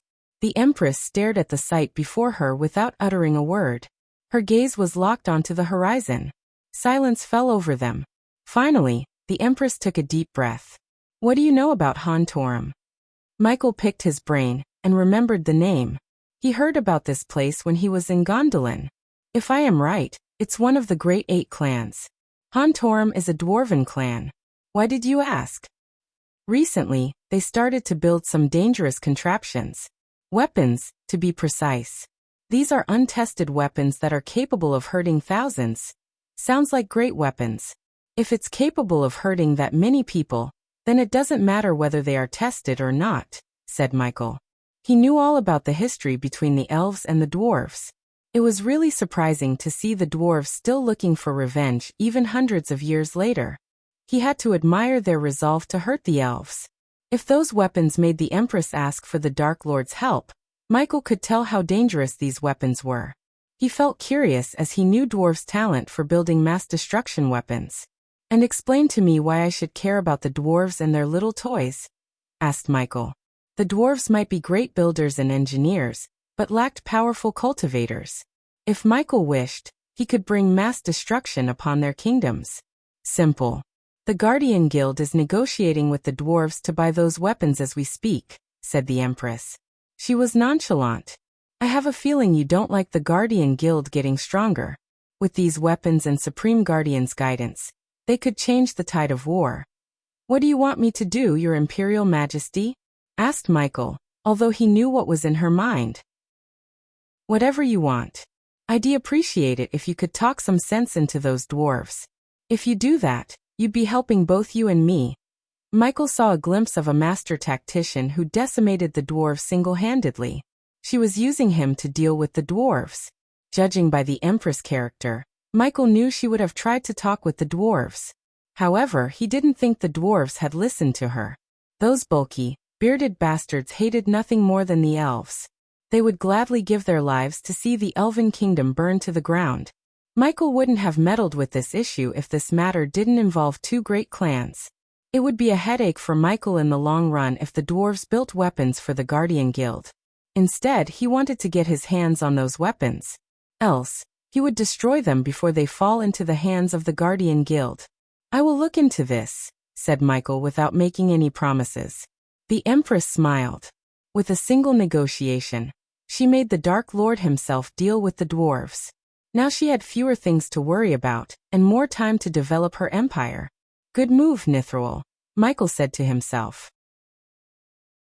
Chapter 793.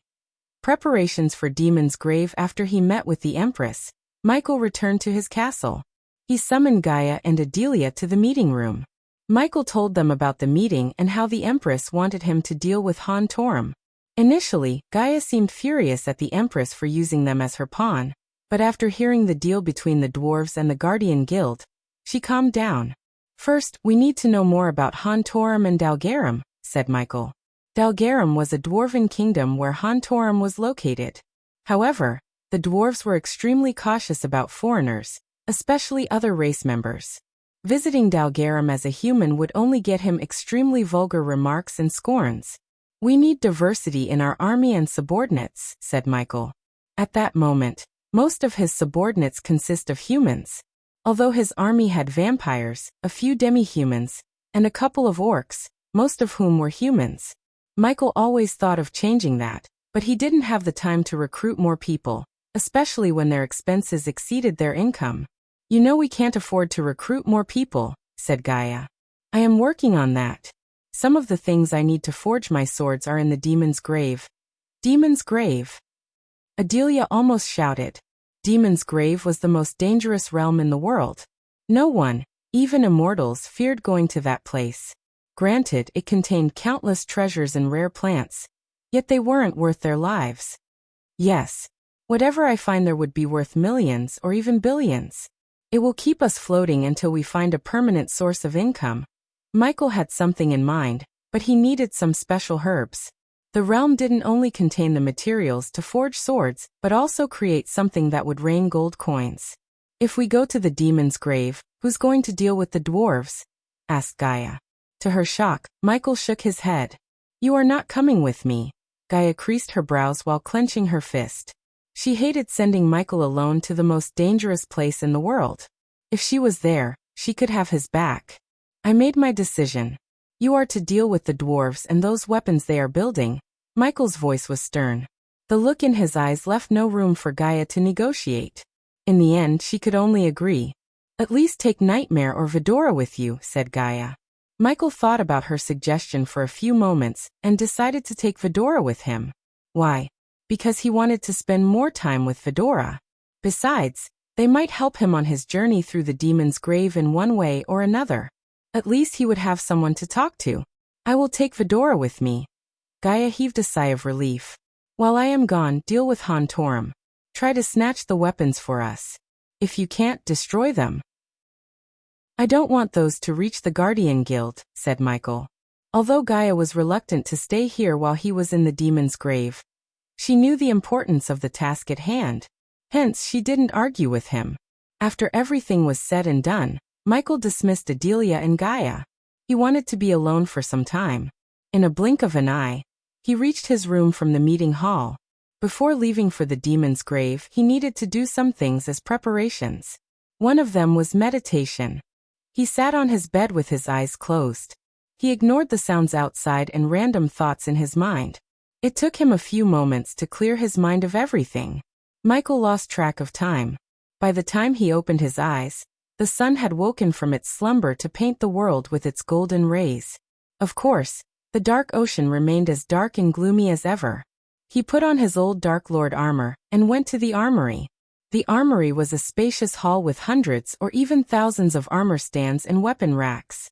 At that moment, they had more racks and stands than actual armors and weapons.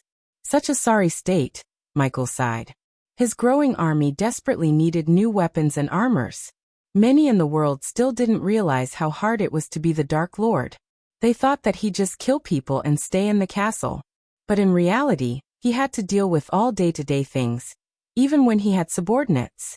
He walked toward a weapon rack, where he saw several swords lined up. He randomly picked a few and put them in his system storage. He then turned his head toward a black metal door in the corner. When he pushed the door, it opened with a creak. He saw several crates filled with colorful points and pills. Michael waved his hand as a couple of crates, and a bunch of pills disappeared from the room. He had no time to refine new pills and potions. Hence he took them from the storage. After taking everything he needed, Michael went to the surveillance room to meet Azazel. On his way, he greeted the dark army soldiers guarding the castle. "My lord." Azazel immediately bowed when he saw Michael entering the room. Michael stared at the mirrors with various size in them. The surveillance room in the castle was just a temporary setup. Their main setup was still in the dark forest. But Michael didn't come to monitor the mirrors. "Azazel, bring me the map that shows the entrance to the demon's grave," said Michael. Unlike Gaia and Adelia, Azazel was neither surprised nor shocked by Michael's words. To him, it was only natural for the Dark Lord to venture into places where normal beings could not. As far as Azazel was concerned, the demon's grave would be no challenge for the Dark Lord. "Give me a second, my lord." Azazel disappeared from Michael's sight for a second. Then he appeared again with a scroll. "Here it is, my lord." Azazel handed over the scroll to Michael. Michael opened the scroll to see the map of the Azer continent. The demon's grave was marked with the skull. The entrance was located at the edge of this world. There was nothing but an endless ocean around it. Sailing to the entrance was not an option because of the dangers along the way, such as raging storms, violent sea monsters, and lightning storms that were powerful enough to kill a soul-refining stage cultivator instantly. One only had a slight chance of reaching the entrance by flying. Once he had left the Azer continent, there would be no place for him to rest or land. "I suggest bringing arch-energy crystals with you, my lord. It would take 7 nights and 7 days to reach the entrance from here.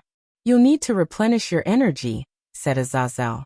Although there were pills to replenish one's energy, the arch-energy crystals were several times more powerful than them. Moreover, they could be absorbed faster. "I was thinking the same," said Michael as Azazel handed over a space ring filled with arch-energy crystals to Michael. Michael liked Azazel's initiative. He patted Azazel on the back. "Bring Vidora to Raylene's garden," said Michael before leaving the surveillance room. Afterward, he flew straight atop his usual meditation spot. The air on top of the Sword Hilt Mountain smelled like sweet flowers. Raylene's flowers blossomed, swaying left and right with the cool breeze. Michael could see the entire floating mountain from the spot. He noticed the castle construction works had been slowed down due to a lack of gold coins.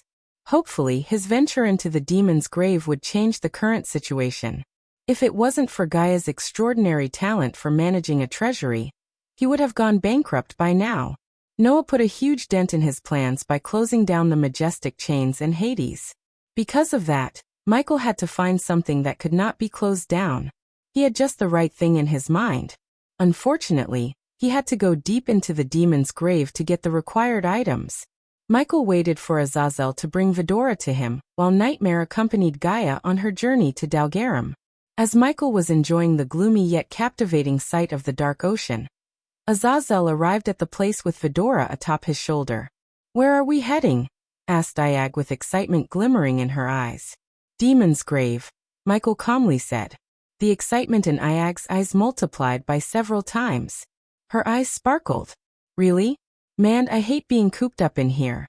"Finally, some worthy adventure," said Iag. Even Cain agreed with her, which was a rare sight to see. They flapped their tiny wings and landed just right on Michael's shoulder. "Please tell me we are leaving right now," Sarba asked, tilting his head. Michael rubbed his chin gently with a smile. "We are leaving right now," said Michael. Sarba and Iag grinned ear to ear. Even Michael smiled, looking at their funny expression. Chapter 794 Fighting a Kraken. Michael flew toward the demon's grave without taking a break. Some of the people in Azer noticed a black streak in the sky due to Michael's spell. The sea stretched endlessly, going past the horizon. A sparkling blue blanket covered everything as far as one could see. It was a rolling, rollicking blanket, teeming with life. The salty smell was so strong that one could taste it dancing on one's taste buds. Vidora enjoyed the sight around them. The ocean itself looked like an enormous pool of wonder. It was exceptionally blue that day with a slight green undertone. Simply put, the sea seemed calm, but the storm was on the horizon. Although the ocean looked calm and serene, Michael sensed powerful creatures swimming deep under the water in his environmental scanning. "Be on alert," Michael warned Vidora. Sarba had keen senses, but it wasn't as developed as Michael's environmental scanning. It took Sarba a few minutes to sense the threats lurking under them. Ayag saw a silhouette of a giant creature deep within the ocean. She could swear she felt it was staring directly at her. "Hey Ghost. Something is in there," said Ayag. "I know. Let's just ignore it," said Michael. The unknown creature was at the fusion stage. With its enormous size and buddies surrounding it, battling the creature would just be a waste of time and energy. Besides, Michael wasn't here to terrorize the sea creatures. Instead, he wanted to reach the demon's grave without a battle. He quickened his pace and put a safe distance between himself and the creature. The more he flew toward the demon's grave, the darker and worsening the weather became. He was warned of the weather and the powerful creatures lurking in the sea around the demon's grave. It would take an immense amount of luck and power to reach the entrance. So one could only imagine how dangerous the demon's grave would be. There was a reason why even the immortals feared this place. Vidora wrapped their tail tightly around Michael's neck to escape the raging storm. Streaks of crimson-red lightning flashed across the sky. The sky was painted with a mix of eerie red and black. Coupled with the dark blue sea, the sight had a devilish tone to it. Moreover, the howling wind sounded like something otherworldly screaming to escape the sea itself. Powerful lightning struck from the sky chaotically. Michael navigated through the lightning storm without getting struck, thanks to his cat-like reflex. "The name Demon's Grave fits this place," said Sarba. He seemed slightly uncomfortable looking at the red sky. "Is there any connection between the demon race and this place?" asked Ayag. Kane was surprised that Ayag actually asked something that didn't sound ridiculous in his mind. To be honest, he was about to ask that question to Michael. "We'll find out. But I think there might be some connection," said Michael. He still didn't know who else knew about the existence of demons. As far as he knew, Azazel was the only living demon in this world. If it wasn't for the system, he couldn't have brought the demon back to life. Michael was confident with enough time and resources, he could not only find more demons but also resurrect this magical race. Once he had hundreds or thousands of Azazels, he would be a real threat to all the Great Eight clans. "Did you find anyone who ventured into the demon's grave and survived?" asked Kane. Michael shook his head. "No. But I heard there is someone in the Guardian Guild who knows about the place more than anyone in the world. Even Lord Information has little to nothing of this place," said Michael. "Which makes this place more worth the visit," Ayag said as Michael suddenly stopped flying. Ayag frowned. "Why did you stop?" asked Ayag. On the other hand, Sarba realized the reason behind Ghost's action. He sensed a powerful being moving faster and faster toward them. In the ocean before them, Ayag vaguely saw a shadow emerging from deep within. Michael slowly flew backward. According to his senses, the creature was gigantic. Moreover, it was at the half-immortal stage. Suddenly, several ripples appeared in the ocean. Michael felt like the sea itself shaking to the core. As he flew backward, a monstrous creature dashed out of the ocean. It was a giant octopus-like creature. "Kraken," Michael mumbled under his breath. He never thought a creature from folklore and legends back on Earth would come to life before his eyes. The books didn't do justice to this monster. Compared to its size, Michael looked puny.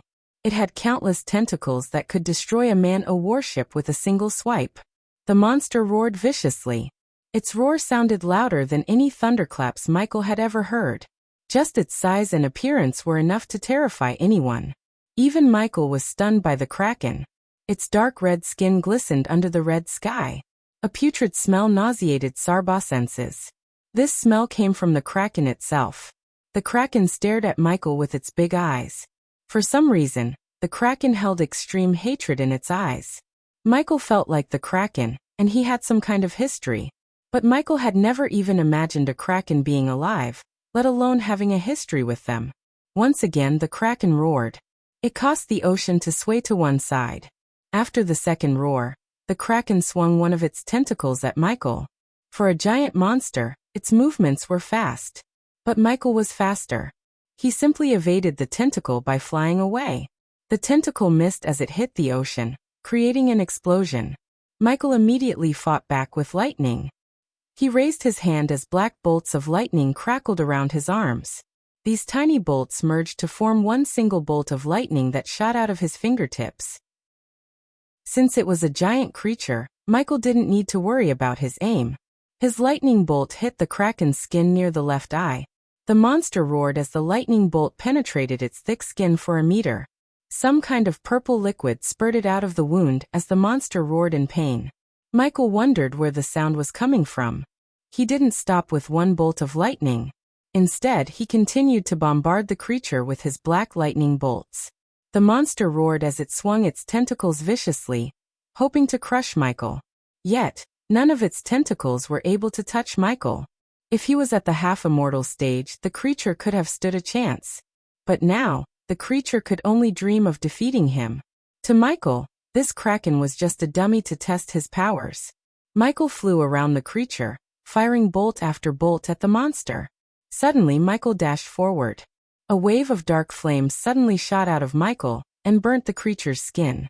The waves of flames pulsated from Michael's body. Because of the dark flames, the temperature in the air rose significantly. The creature swung its entire body viciously to escape Michael's wrath. While shooting lightning bolts from his fingertips, Michael raised his other hand as the sky above him rumbled. Soon, darker clouds appeared in the sky. Ayag raised her head as she saw several boulders materializing in the air. Suddenly, they were lit with crimson-red flames.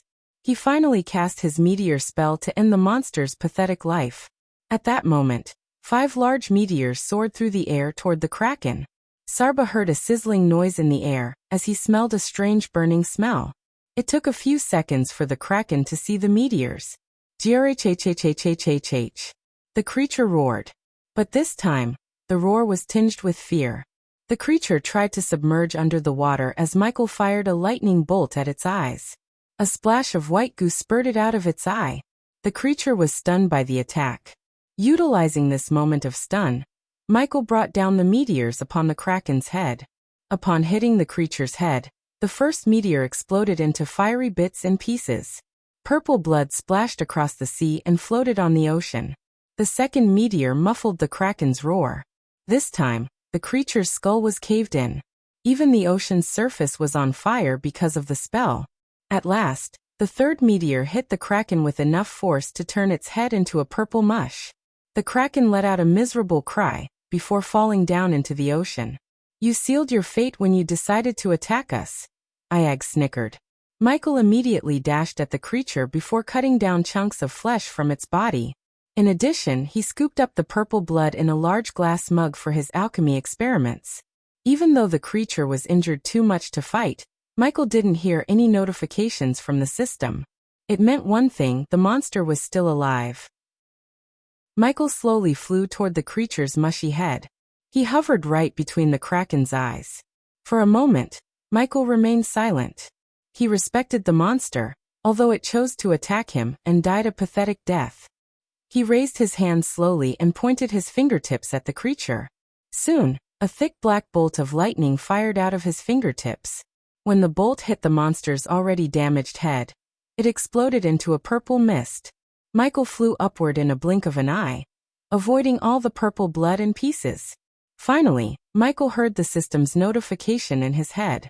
He felt pity for the creature, and almost felt bad for slaying such a majestic monster. But the kraken left him no choice. Deep down, Michael started to learn about the dangerous lurking in the ocean. He knew this was just a start, and more threats would be on his way. After taking a deep breath, Michael continued his journey toward the entrance. Chapter 795. Intelligent Bat. After killing the kraken, who was at the half-immortal stage, Michael received 1 million experience points. He still needed 7 million experience points to reach level 5.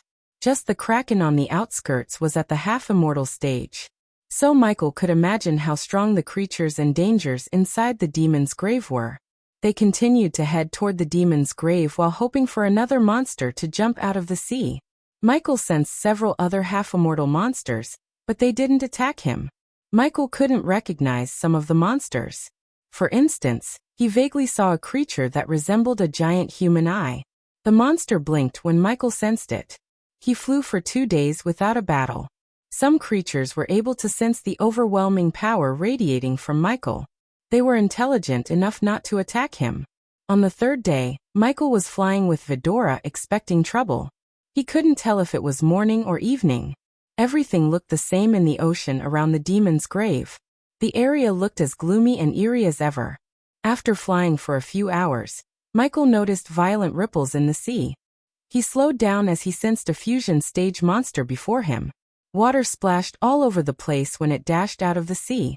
This red monster had a large spherical body crowned with horns that floated slowly through the air. They had a single blue eye over a large mouth which was persistently twisted into a Cheshire cat-like grin, showing a series of nasty teeth and a brownish interior. The monster immediately belched a ball of blue lightning, while creating tiny monsters similar to it from the back. These tiny monstrosities flew toward Michael, making some kind of cackling noises. A lightning bolt shot out of Michael's fingertips at one of the tiny monsters. When the lightning bolt hit the tiny monster, it exploded with enough force to push Michael back several meters. Vidora was almost thrown out of Michael's shoulder. Quickly, they crawled into Michael's armor. At that moment, the ball of lightning reached Michael. Before it could hit Michael, the responsive shield appeared around Michael, saving Michael from getting blasted off. The lightning ball exploded upon hitting the responsive shield. To Michael's surprise, he got no experience points for killing a tiny monster. He sensed several other monsters moving toward them due to their battle. Hence, Michael decided to end this battle sooner than later. He immediately cast the ring of fire to burn down all the tiny monsters at the same time. The dark flames pulsated in rings around Michael. One by one, the creatures exploded. Unfortunately, the big monster was way out of the flames' reach. Hence, it escaped the dark flames. The sky was lit with bright flashes as the creatures exploded like bombs. The big monster created more of them as fast as Michael killed them. Since these tiny creatures gave him no experience points, Michael decided to kill the big one. In a blink of an eye, Michael evaded the lightning ball and dashed at the monster using a lightning dash. Michael enveloped himself with the dark flames on his way. When the creature opened its mouth to belch another lightning ball, Michael moved his body, facing the ocean, and shot through the creature's mouth like a bullet. The creature howled as one could see a hole on the other side of its mouth. The creature hovered aimlessly in the air, making groaning noises. Michael did not wait till the monster bled to death. On the contrary, he bombarded the monster with lightning bolts. He cast the ring of fire once again to burn the creature to a crisp. The monster couldn't stand a chance against 2 of Michael's spells at the same time. As the creature was burning, the air reeked with a strange putrid smell. Michael immediately unsheathed his swords, cutting a few chunks of flesh and scooping down its bluish blood as samples. With these samples, he might be able to figure out the origins of these monstrosities. Ding! Congratulations to the host for killing a fusion stage level 4 monster. The reward is 500,000 experience points and 10,000 badass points. Michael heard the system notification right before the creature fell into the ocean. Most of its body was charcoaled by the dark flames. The surface turned dark gray as the creature dissolved in the salt water. Is it over? Sarba craned her head out of Michael's armor. We should have fought that ugly. Ayag put her head out again and snickered at Sarba. Although Vidora was at the soul refining stage and just a few months of cultivation away from hitting the fusion stage, their physical body remained small. The system needed to be at level 9 to learn more about Vidora, and the reason behind their small physical stature. For now, Michael had bigger things to worry about than Vidora's physical transformation. Nightmare went through his metamorphosis when he reached the body strengthening stage. Ever since then, he had been growing up to be a big dragon. However, Vidora remained almost the same as when they were hatched from the egg. Due to their small physical body, fighting other monsters was tough even though they had the cultivation power to do so. Moreover, they didn't have powerful offensive abilities yet. Ayag could seldom create sonic waves, while Sarba had special senses. Other than that, they had nothing. On his way forward, Michael battled a few more monsters similar to the one he had fought earlier. He killed them all within a few moments. To him, they were just practice dummies. But the closer he moved to the demon's grave, the stronger the monsters became. Even the fusion stage monsters had such ferocity and ruthlessness. If Michael had been at the half-immortal stage, he would have been in trouble. On the night of the third day, Michael thought about taking a bit of rest. Since they had no island or a place to land, he had to stay in the air and replenish his energy. By the time Michael stopped flying, Fedora had fallen asleep.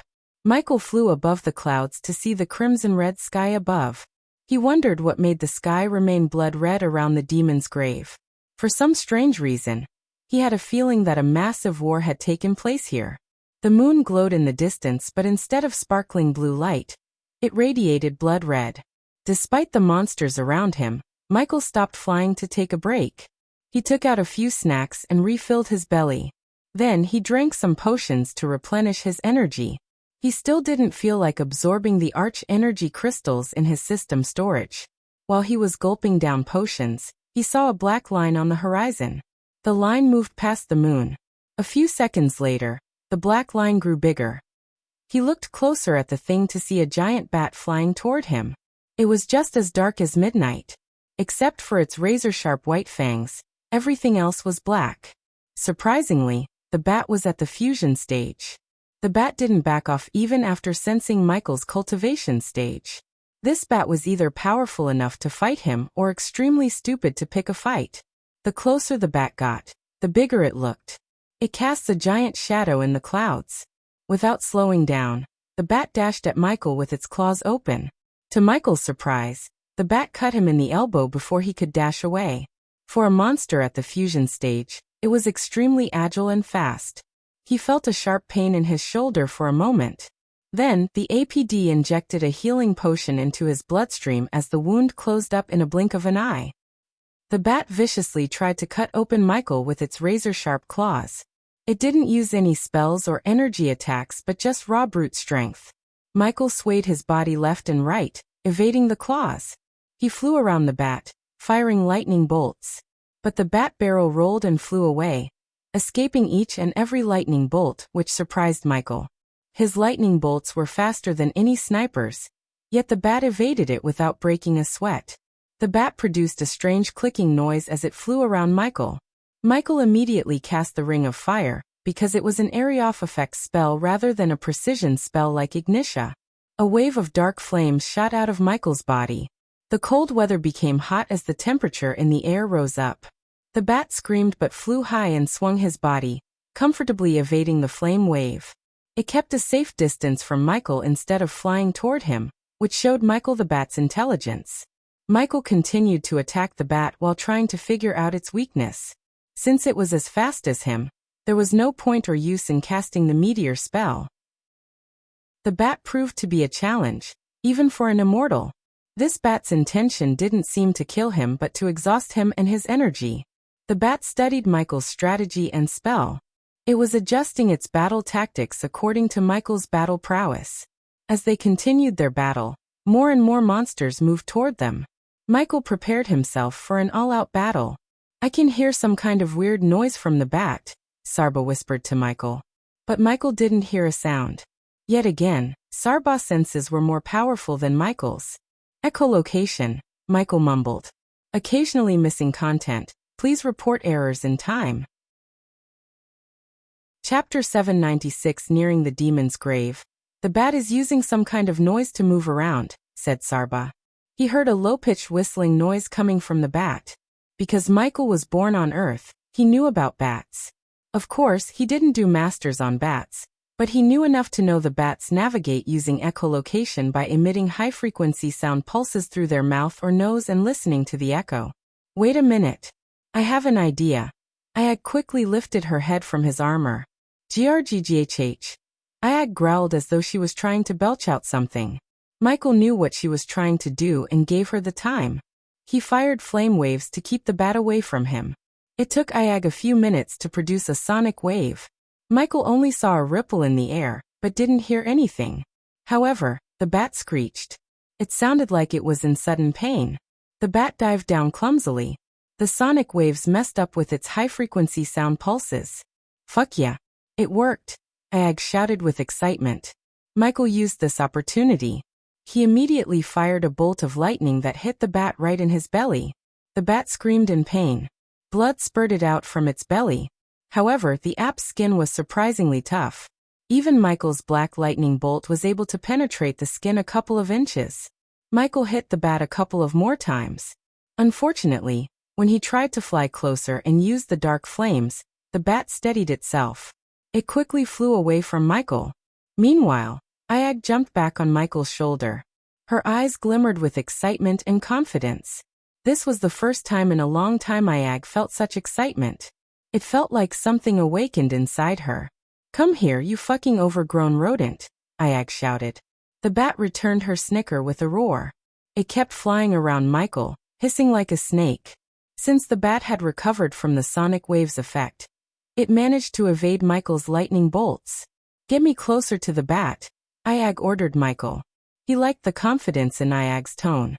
Granted, Michael could have found a weakness using the system, and killed it even without the system. However, now he wanted Vidora to fight the bat. He would provide the needed support. Michael flew behind the bat faster than before. The bat was fast, but Michael was faster.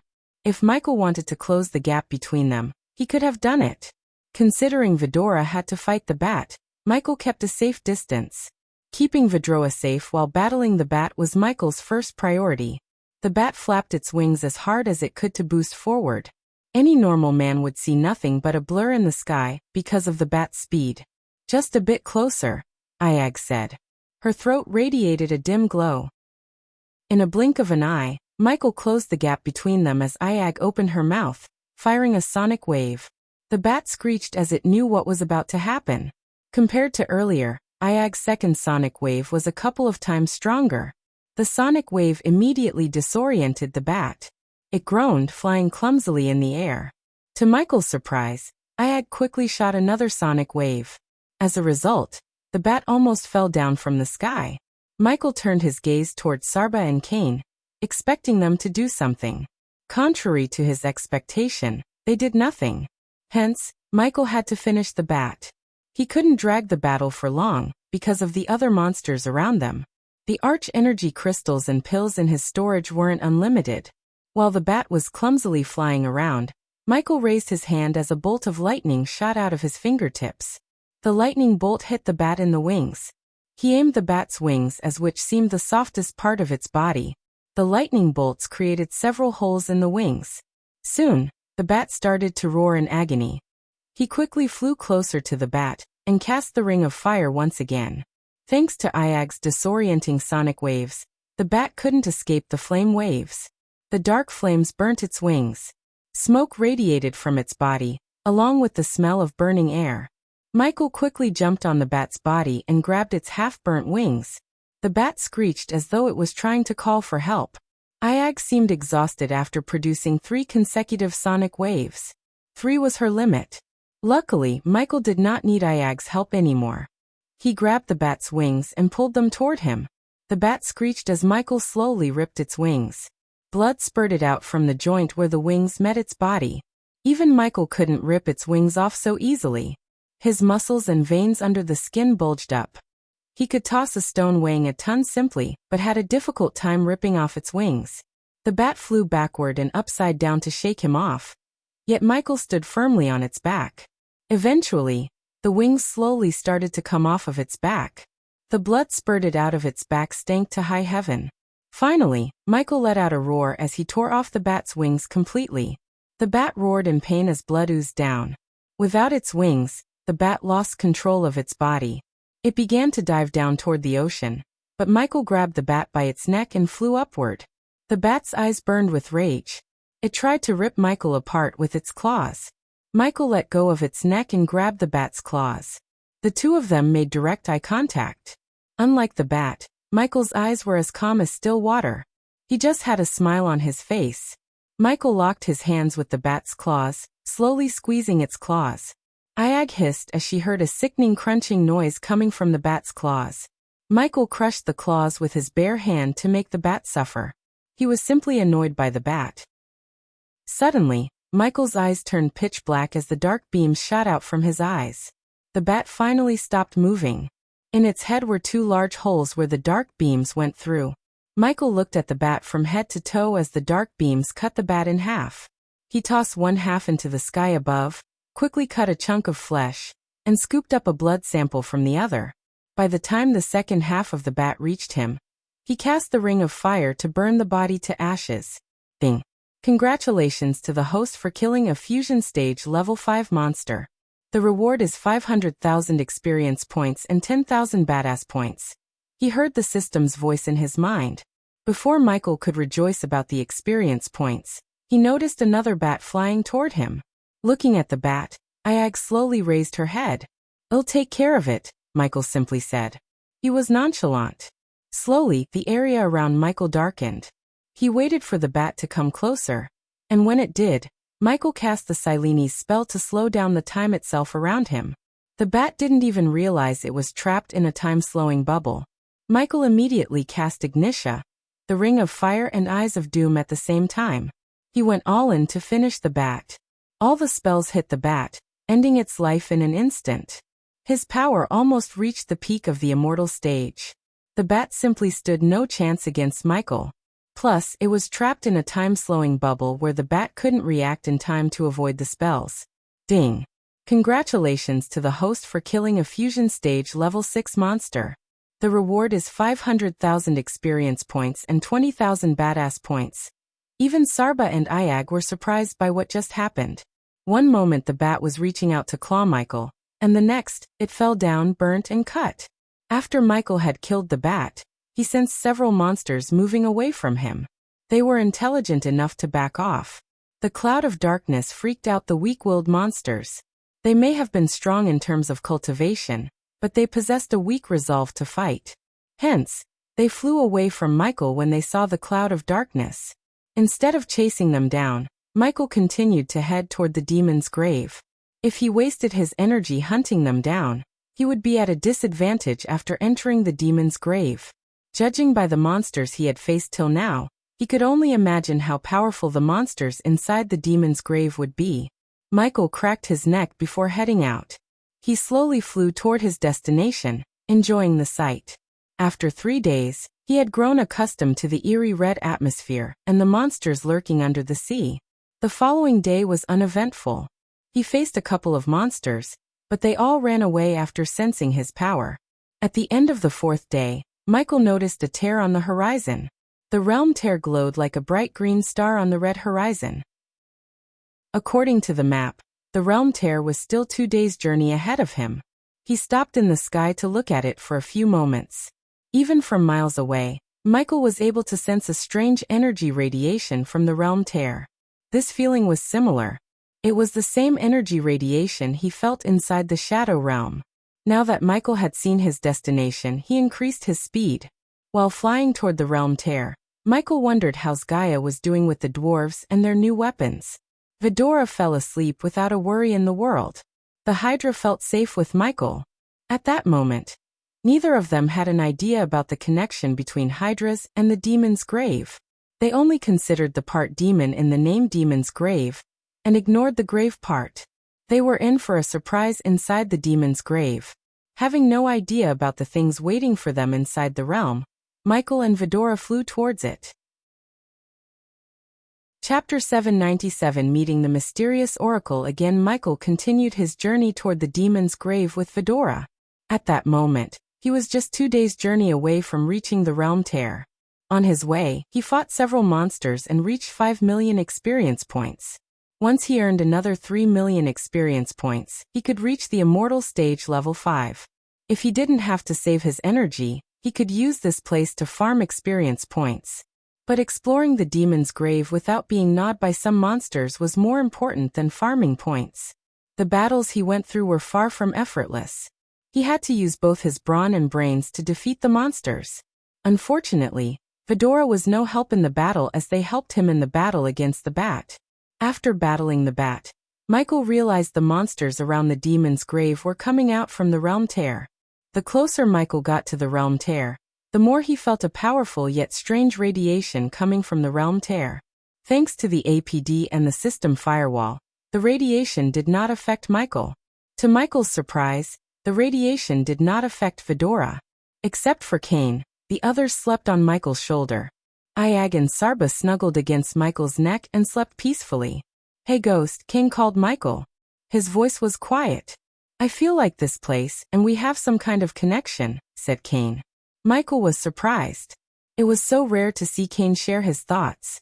"What do you mean?" asked Michael. Kane turned his head toward Sarba and Ayag. He stared at them as though he was making sure they were asleep. Then he craned his head out, getting closer to Michael. Michael slowed down. A second later, Kane slowly opened his mouth as Michael noticed a dim green ball of light in his mouth. The light resembled the realm tear. The ball of light crackled inside Kane's mouth. Michael's brows arched up. The energy radiation from the light inside Kane's mouth and the realm tear was exactly the same. Michael had so many questions in his mind. "What is it? How long since you could do this?" Michael asked Kane in a husky voice. "Do you remember the accident in the castle?" asked Kane. His question made Michael ponder. A while later, Michael recalled an incident that took the lives of a couple of dwarves when they were building the castle on the floating mountain. He remembered Gaia talking about some explosions that went off because of some drunken dwarves. According to her, the dwarves tried to smoke some herbs to get high and accidentally dropped some sparks in the explosive crates. But judging by Kane's look in his eyes, Michael had a feeling the dwarves weren't the culprits. "Yes, I do." Michael nodded without saying anything else. It was an accident, but the dwarves weren't responsible for the explosions. They did come drunk and tried to smoke near the explosives. But the crates exploded because of this. Kane opened his mouth as it lit up like a Christmas tree for a moment. "I accidentally shot out an energy beam which hit the crates."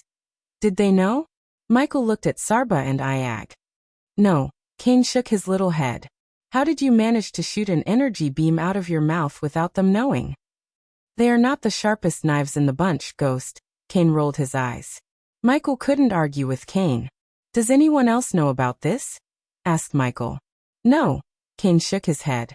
"We could ask Mugashuku about hydras, but it's too risky," Michael pondered. They resumed flying toward the realm tear, while silently discussing the green glow. "He is the only hydra in existence, right?" Kane asked. Michael noticed a sadness hidden deep within Kane's eyes. If he was the last human in the world, he would feel sad too. Only Vidora would know their pain. But Michael really hoped there were more hydras somewhere in the universe. "Life is full of surprises, Kane. Don't lose hope." Michael gently rubbed Kane's head. Thinking about the connection between the realm tear and the green glow in Kane's mouth, Michael headed toward the demon's grave. Luck was on his side as no monsters showed up to attack him. Eventually, the sky darkened. The howling wind was the only companion Michael had besides Vidora. Suddenly, the howling wind stopped. It was like someone had switched off the wind. Everything became deadly silent. Michael halted his pace. Michael sensed nothing in his environmental scanning map. However, he noticed a strange blue orb of light in the sky above him. The light slowly descended toward him. To Michael's surprise, the orb of light slowly transformed into a woman. The woman before Michael had a square face with a rounded jaw, a flat nose, and narrow lips, and her crimson eyes were sparkling with patience and mystery. Her curly long black hair fluttered in the air as she descended from the sky like a goddess wearing red silk robes. The golden nose stud and the piercing in both her ears added a certain charm to the woman's grace. In addition, she wore Rudraksh bead mala around her neck while a red bindi occupied the center of her forehead. If Diana was here, she would instantly remember the woman. She was the same mysterious oracle who visited Diana and lifted the curse on Diana's soul 2 years ago. Read chapter 243 to refresh your memories.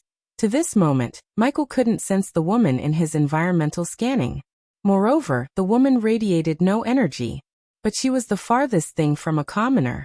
Any oblivious man would drop to his knees and worship such a graceful woman. Just looking at her soothed Michael's mind and soul. For a few moments, Michael just stared at the woman without uttering a word. "I've been waiting for you, Michael," the woman said. Her voice sounded like the perfect melody that mesmerized the soul itself. It took a moment for Michael to realize what he had just heard. He was speechless. How could a strange, mysterious woman call him by his real name? Except for Gaia, no one knew his name in this world. Yet somehow this woman called him by his name. I know everything about you, Michael, the woman continued. Fortunately, Fedora was deep in their sleep. I couldn't say the same about you, said Michael. How did you know my name? The woman smiled. As I said, I know everything about you, Michael. Your past, your present, and your future. Not everyone could revisit the remnants of their past. Michael creased his brows as the woman continued. The armor pieces aren't the only things that survived your time array, Michael. There are things you cannot reset, said the woman. She kept surprising Michael. For some reason, Michael didn't feel threatened by the woman even after she revealed his darkest secrets. He wondered whether she knew about the system's existence or not. This place is one of the few things your past self left behind. Now it's your responsibility to fix your mistakes. What do you mean by mistakes? Did I cause all this? The demon's grave has existed longer than 2 decades, said Michael as the woman smiled. You really think your past self existed 21 years ago, don't you? Asked the woman. Michael agreed inside. When he came to this world, Obraz was 21 years old. So Michael thought the Dark Lord reset the universe 21 years ago and thus became an infant. But he doubted his theory after hearing the woman's tone. Michael had a hard time doubting her when she was able to call him by his real name. Then when did my past self exist? Michael questioned the woman. 5,000 years ago. Everything that happened in your life until now already happened 5,000 years ago, said the woman so calmly. On the other hand, Michael's mind went blank. He was stunned to the core. The woman gave Michael a few minutes to get his thoughts together. But it doesn't matter how long ago your past self lived. Because of what you did, so many lives have been affected. Entire races have been wiped off because of you. Now you have the chance to fix everything. Well, most of it, said the woman. You have a second chance in life, Michael. Do not let hatred and anger consume you. Life is more than being a god and wiping out your enemies. Even enemies can become your friends if you show them compassion, Michael chuckled. Tell that to my enemies. They are the ones who want to kill me. Why don't you ask them to show some compassion? Asked Michael. Because they are not the danger you are. Michael went silent.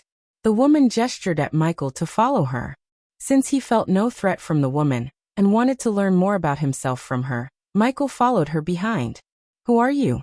Finally, Michael asked the woman about her origin. Instead of an answer, she just smiled. One day in the future, you will know the answer to your question. The time right now is yours, said the woman. You said the demon's grave was created by something I did. What did I do? Asked Michael. Why did you reset the time? Instead of answering Michael, she asked him a question. Michael took a deep breath. He knew that to get more answers, he needed to answer the woman.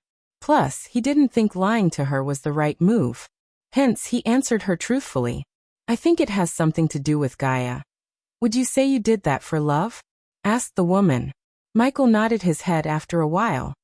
You reset the entire universe for love, but there are many kinds of love, Michael, said the woman. I'd greatly appreciate it if you stopped talking in riddles. Michael kept his tone as polite as possible. He did not want to piss off the only person who could give him some answers. Furthermore, she seemed like a being beyond the cultivation stages. Even the system couldn't grasp how powerful she was. I can only give you guidance, Michael. This is your book. So it's you who should write the chapters. Chapter 798 Demon Skeletons. Apparently, I wrote some chapters and have torn them apart, Michael joked. True, but you got new pages to write something different this time, said the woman. You didn't tell me who you are. At least tell me why you are here. The woman stopped floating toward the realm tear. Instead, she turned her calm gaze at Michael. Her gaze swept across the ocean around them. Michael felt a strange energy pulse followed by a ripple in the ocean. You won't be bothered by the creatures anymore. The woman's words surprised Michael. Although he still had to test her words, he didn't think she was lying. After all, she did not need to lie to him about anything. Also Michael. Her gaze fell on Michael once again. Michael felt like her gaze was piercing his soul itself. Every family will have its share of flaws, but just one family is what we have, said the woman. Her gentle words echoed through the sky. Before Michael could ask her anything else, she vanished into thin air. System, what do you think about her? Any idea about her origins? Asked Michael.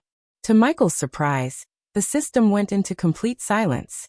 No matter how many times he asked, the system did not utter a word about the mysterious woman. After a while, Michael could only sigh and continue to fly toward the realm tear. On his way, he recalled her words. He still couldn't wrap his mind around the fact his past self actually lived 5,000 years ago. I must have been freakishly powerful, Michael mumbled under his breath. He saw no point in dwelling on the past. His past self made some mistakes, big ones it seemed, but it didn't mean he would make the same ones once again. In this life, he would go to any length to protect his loved ones. For instance, he promised himself to look after Vidora. If the demon's grave was one of his mistakes, he would fix it. You reset the entire universe for love, but there are many kinds of love, Michael. Michael recalled the woman's words. He felt there might be another reason other than Gaia for him to reset the universe. He wondered what the hell happened 5,000 years ago. As he was flying toward the realm tear, he noticed the monsters moving away from him. Not a single monster dared to attack Michael. He even sensed some immortals monsters almost as strong as him. They all avoided Michael. Now he realized why even the immortals dared not to visit the demon's grave. If it wasn't for the woman, he would have had to fight all these monsters. With his speed, the realm tear got closer and closer to him. When he eventually reached the realm tear, he was stunned. He expected a tear in the space for 6 feet or something. But to his shock, the realm tear seemed at least 70 feet from top to bottom. He looked small in front of it. Moreover, it radiated overwhelming energy. What the hell? Ayag finally woke up from her slumber. Her eyes went wide when she saw the realm tear. Michael felt a strange force pulling him into the tear. Are you guys ready? Michael asked Vidora. We were born ready, Agay said with excitement tingling in his spine. Finally, Michael stopped resisting the pull and let loose of his body. The realm tear pulled Michael inside as he disappeared into the tear in a blink of an eye. Everything became blank to Michael. He closed his eyes because of the glow. Feeling the pull, Michael remained with his eyes closed. Vidora snuck back into Michael's armor and clenched the robes tightly. They traveled within the tear for an unknown amount of time. Eventually, Michael sensed the brightness dimming down. Suddenly, he felt a powerful pull. Before he could open his eyes and react in time, he fell into a soft grass field with a thud. Michael slowly opened his eyes to see a murky swamp before him. Everywhere he turned, he saw nothing but ancient cypress trees looming out of the murky water. Their brittle bark was weathered and pitted, scored by the marks of nature and man alike. They seemed to have stood the test of time and won. Any oblivious man wouldn't dare venture this deep into the demon's grave anymore. Only the very foolish or the very brave. Or someone with godly powers. Here and there clumps of moss clung desperately, filling the moist air with the scent of decay. The grayish mist covering the swamp added an extra creepiness to the place. Michael picked himself up. His black armor turned brown by the mud. He ascended to the air, but gravity pulled him down back to the swamp. The ground felt semi-solid and gooey. He moved 1 inch, and his feet went 2 inches deeper into the mud. Flying was the quickest route out of the swamp. However, when he tried to ascend toward the sky, a powerful force pulled him down. System, can you do something about gravity? Michael turned to the system for its help. No can do. The system level is too low to change the rules of the demon's grave, said the system, making Michael roll his eyes. So you are useless? Michael sighed. The system did not give Michael an answer, as he slowly tried to move forward through the swamp. The smelly water was up to his waist. He couldn't help feeling some weird things brushing past his legs underwater. Hope they are fish, Michael mumbled. His environmental scanning map went haywire for some reason. As a result, he was unable to sense the creatures around him. Just a few minutes into the demon's grave, he was already in a bind. But the swamp was far from something that could stop Michael. He looked at Vidora, who sat atop his shoulder. Try to fly ahead, said Michael. He wanted to know whether gravity affected only him or also Vidora. Vidora murmured before flapping their tiny wings. They hovered in the air, and remained in the air without being pulled by gravity. So it only affects me, Michael mumbled. Fly ahead and keep me posted, said Michael. But don't fly too far from me. Vadra nodded and flew away. In Michael's head, keeping Vidora close to him would only prevent them from growing up. They needed to face some challenges and life-or-death situations. After all, Michael and Gaia wouldn't be with them all the time. Only by facing dire situations could they really unlock their potential. Simply put, Michael decided to force them to find their powers. Vidora nodded as they flew ahead to scout the area. Even Michael's X-ray vision seemed blurry because of the strange mist around the swamp. Slowly, he dragged himself through the mud. The swamp water smelled like rotten eggs and spoiled meat. Any other man would have thrown up. But thanks to Michael's tolerance for stink, he controlled himself. Fortunately, Michael faced no monsters or creatures while he was in the swamp. Vidora flew back and forth to keep Michael updated about the swamp. As Michael was moving through the swamp, he finally noticed what seemed to be the shore. He smiled. Finally. But his moment of joy was short-lived as he felt something grabbing his legs. Vidora returned to inform Michael about the land. To their shock, Michael disappeared into the swamp water in a blink of an eye. It happened so fast. Holy shit, ghost, something pulled him inside. The three heads looked shocked and worried at the same time. They shouted for Michael. Yet they only saw bubbles and ripples on the swamp water's surface. Inside the swamp, Michael struggled to free himself from the strange thing's grab. He couldn't see what was before him with his naked eyes. So Michael immediately activated his X-ray eyes. As soon as everything turned blue, he saw a dark figure holding his legs. When he turned his vision to normal, he vaguely saw a brownish skeleton. However, it wasn't a human skeleton. On the contrary, it looked humanoid creature with two horns protruding from its skull. He also noticed a few bones that formed a vague shape of wings. The skeleton reminded Michael of Azazel. Wings, horns, and a bulky structure resembled Azazel's physical body. One of the skeletons grabbed Michael's legs, and the other grabbed his shoulder. They tried to drown him. Although drowning wouldn't kill him, Michael wasn't prepared to test his immortality underwater. According to the system, getting killed by other means wouldn't end his life but reset his cultivation. Beheading, on the other hand, would reset his cultivation and make his soul wander until he finds a suitable vessel for the soul. Finding a vessel might take days, months, years, or even decades. Under the water, Michael did not panic. He quickly formed a wind bubble around his head to breathe. The very next moment, the water began to boil because of the dark flames dancing on his hand. The cold water became hot in a few seconds. Michael clenched the skeleton's head with his hand as several cracks formed in the skeleton. In a blink of an eye, the skeleton's head turned into a white powder that dissolved in the water. After taking down the skeleton that was holding his shoulder, Michael turned his focus onto the one grabbing his leg. The dark beams shot out of his hands, creating a sizzling sound. They penetrated the skeleton as it exploded into bits and pieces. Surprisingly, Michael didn't receive any badass points or experience points for taking down the skeletons. System, did you forget something? Michael talked to the system in mind. They are already dead and weak as hell. Why do you expect experience points and badass points for killing such pathetic monsters? The system growled. They didn't feel weak, Michael replied. Mere weak monsters couldn't have pulled him down and held him underwater for a minute. Unlike the system said, they were the farthest thing from being weak. That's because of their innate strength. What did you expect from the monsters in the demon's grave? The system questioned him. Instead of arguing with the system, Michael wanted to escape the swamp water. He hated being watery and stinky.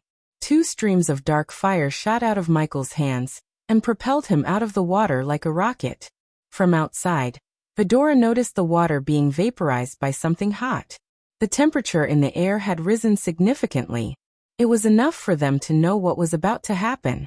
As they expected, Michael shot out of the water and dashed toward the shore before the gravity could pull him down. Chapter 799 Skyhall Angels and Demons Grave. Michael quickly dashed toward the shore and landed comfortably on solid land. Even after landing, he vaguely saw the skeletons lurking deep within the swamp.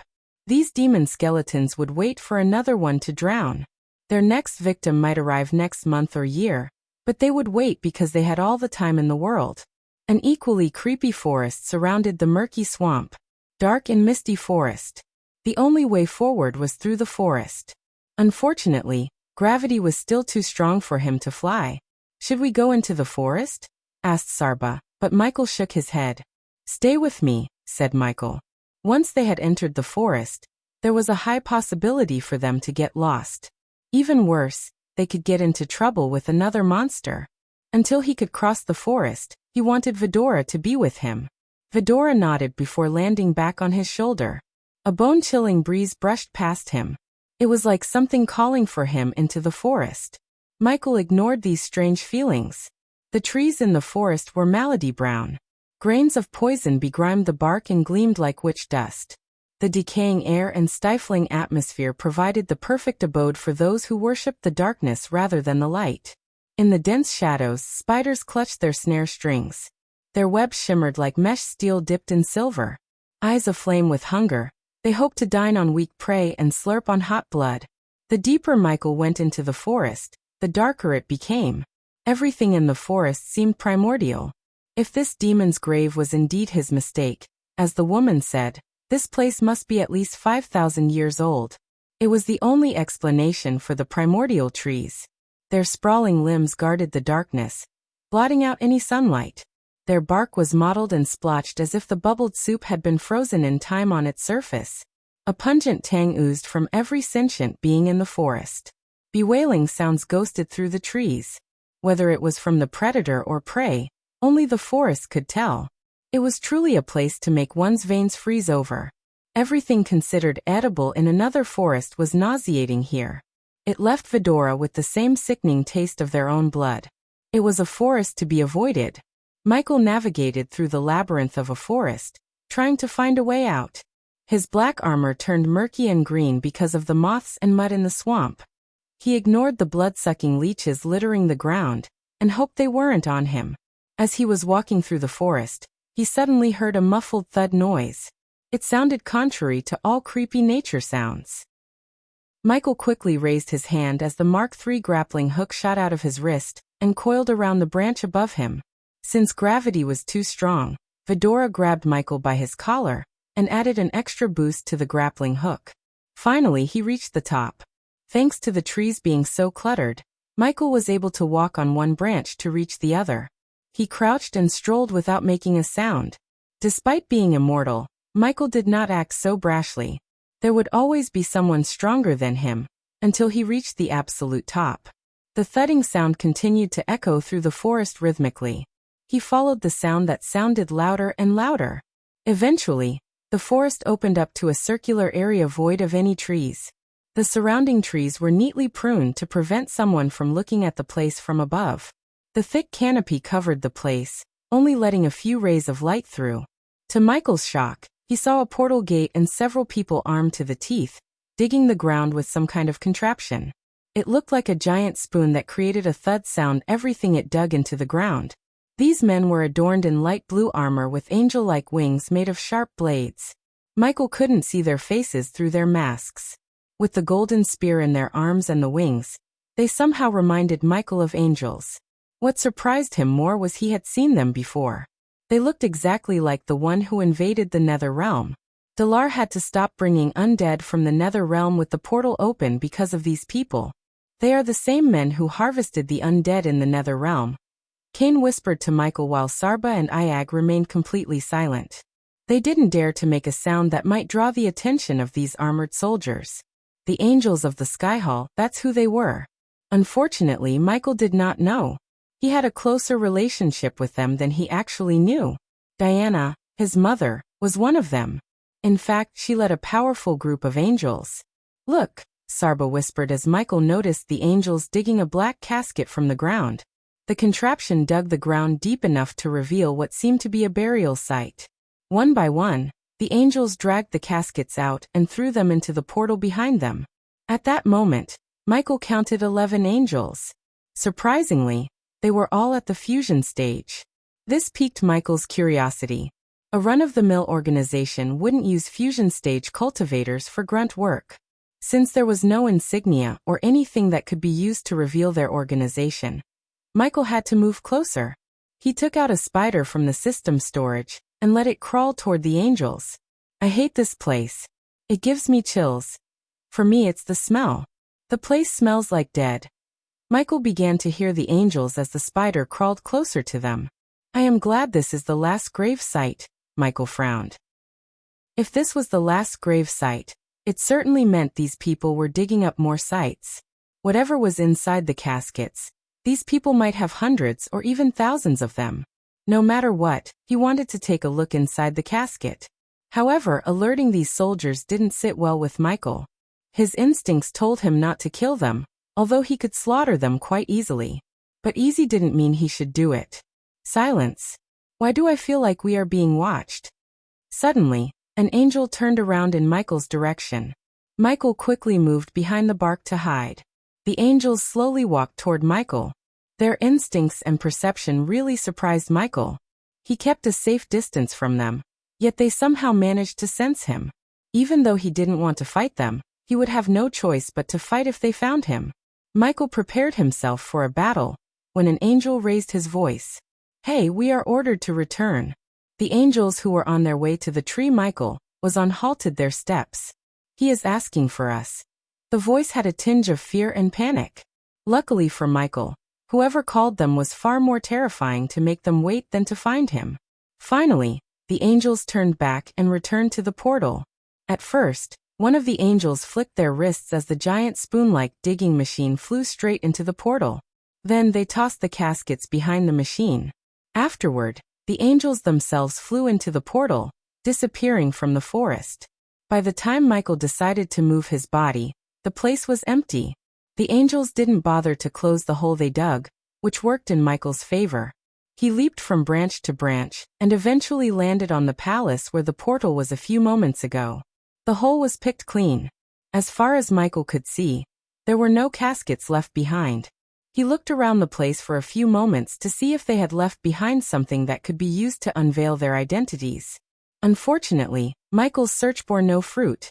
After a brief moment of looking around, Michael returned to the front of the hole they had dug. This hole was at least 8 feet wide and 15 feet deep. You can't jump down there, said Iag. She was right. Gravity was too strong for Michael to fly upward again. It was weird and strange, but he could do nothing about it. Hence, he decided to drop one of his drones back into the hole. The drone slowly hovered down into the dark hole. They patiently waited outside to get a glimpse of anything but mud. A few minutes later, when Michael was about to conclude that the angels had grabbed all the caskets, Michael noticed the edge of a casket sticking out of the mud. Found something, Michael said to Vidora. A casket? Asked Iag as Michael nodded. Since you can't jump down and carry it on your back, let us go down there, Sarba suggested. Having no other choice, Michael agreed. After he nodded, Vidora leaped into the hole from his shoulder. They dived down until they reached the drone. Despite their small physical stature, they were blessed with enough raw power to carry the casket in their legs. But first, they had to dig out the casket. Little help here, Iag shouted. Their claws weren't sharp enough to dig, so Michael shot dark beams out of his eyes to dig out the casket. Vidora flew aside, avoiding the dark beams. The mud turned ashes around the casket. Careful. Don't hit the casket, said Sarba. Soon, the casket began to shake. Vidora tightly held the casket by its edge and pulled it out of the mud. Fuck. It's heavy, Iag cussed. The casket was surprisingly heavier than she initially expected. She wondered what the heck was inside. Eventually, Vidora brought the casket back and dropped it with a loud thud. The casket cracked in several places. It was apparent the casket was ancient. But still, Michael was able to see several runes engraved in the casket. He inspected the casket thoroughly. When he activated his X-ray vision, he saw a silhouette of a humanoid being inside. Michael was about to open the casket when he heard twigs and dried leaves breaking behind him. Someone was behind him. Instead of panicking, Michael slowly turned around. You're tuning in to the Lee May's Sword of Destiny YouTube channel. We're so grateful for your support, and don't forget to subscribe to join us on this incredible journey through captivating stories. Your generosity through donations truly makes a world of difference, as it's the primary source of revenue that allows me to expand and enhance this channel for you. Thank you from the bottom of my heart for being a part of this adventure.